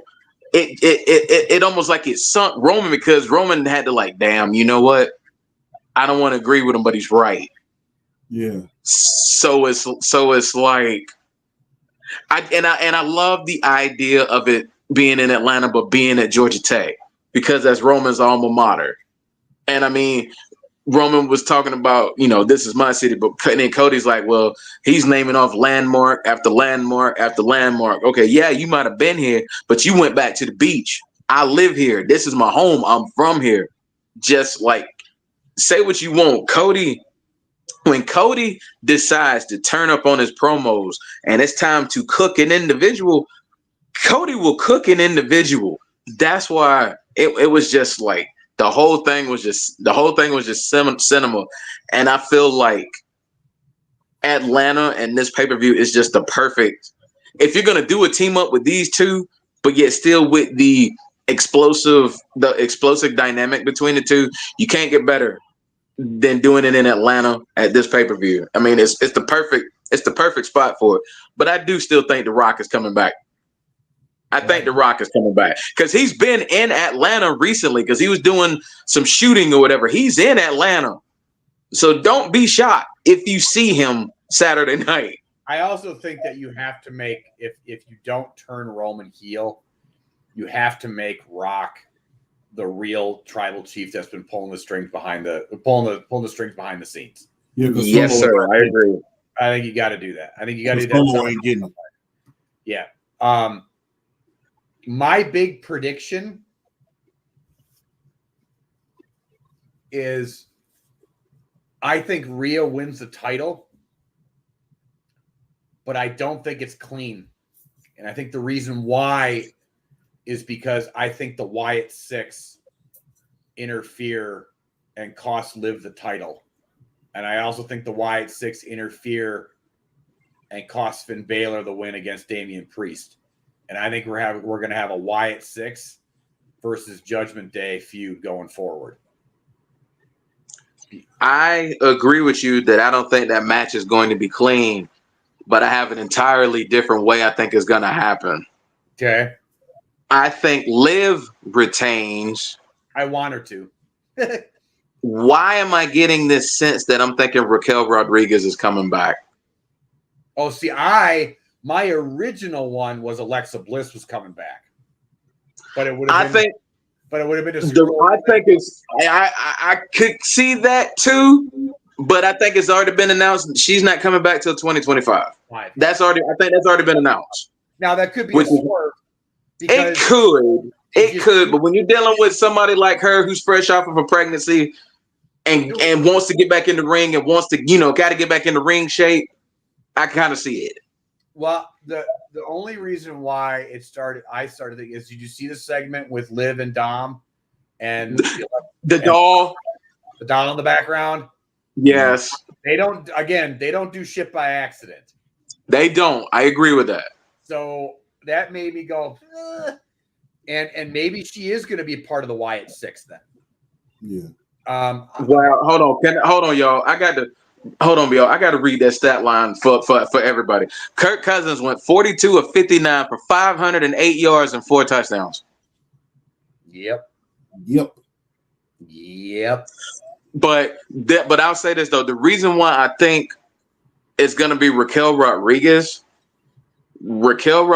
is, I think, last big match was her losing against Rhea Ripley for the women's world title.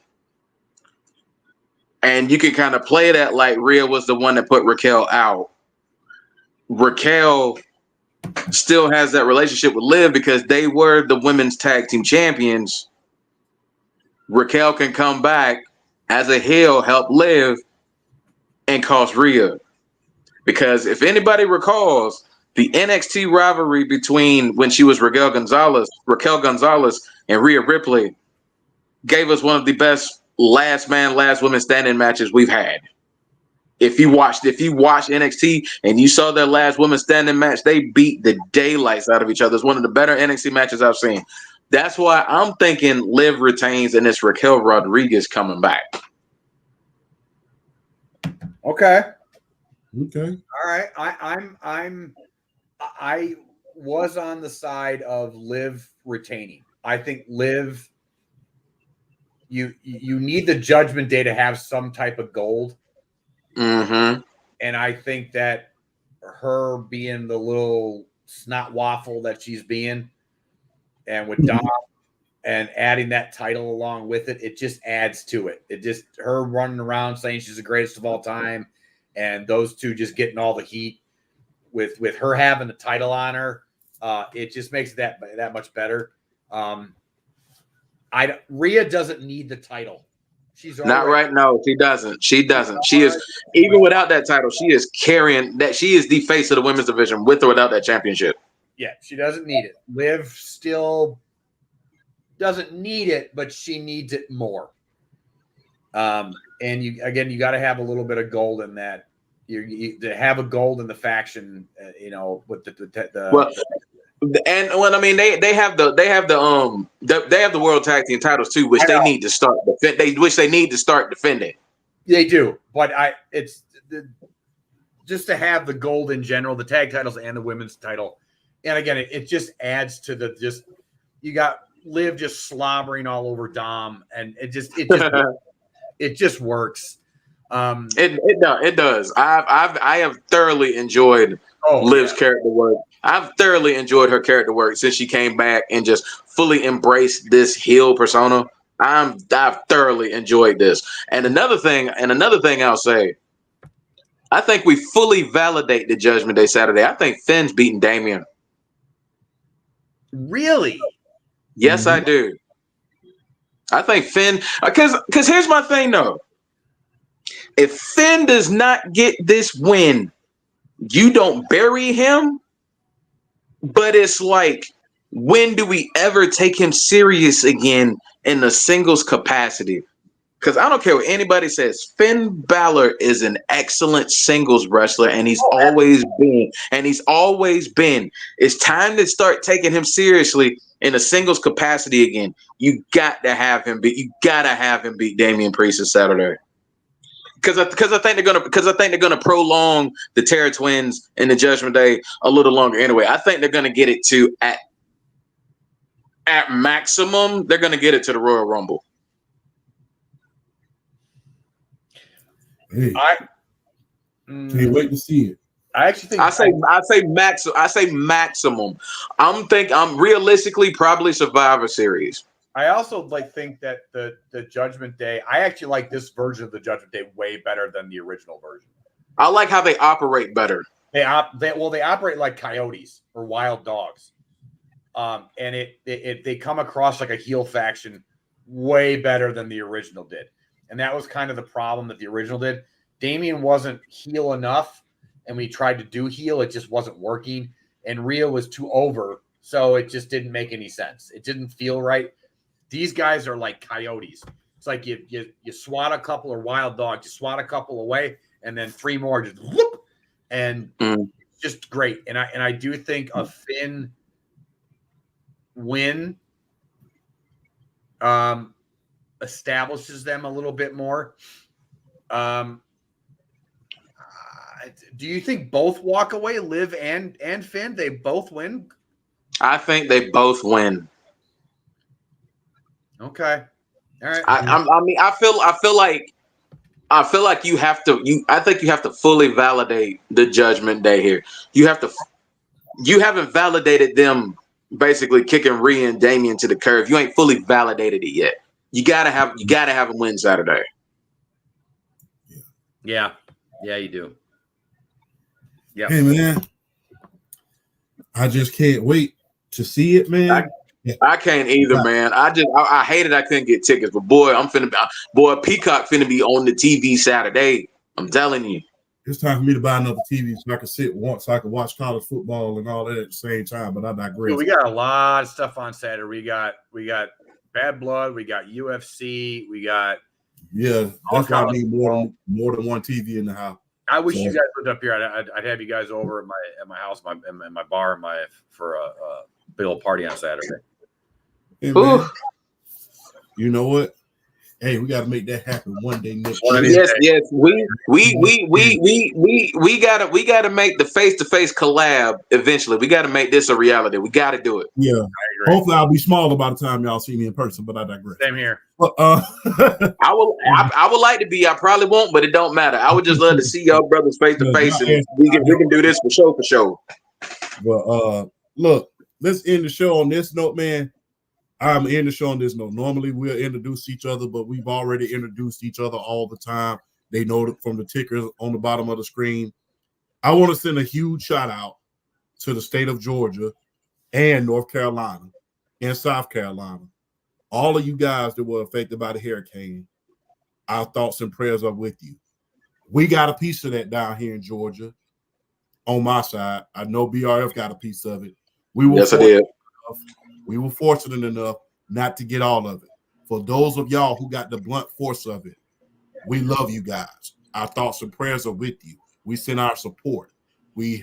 I've made small donations at the grocery store for y'all.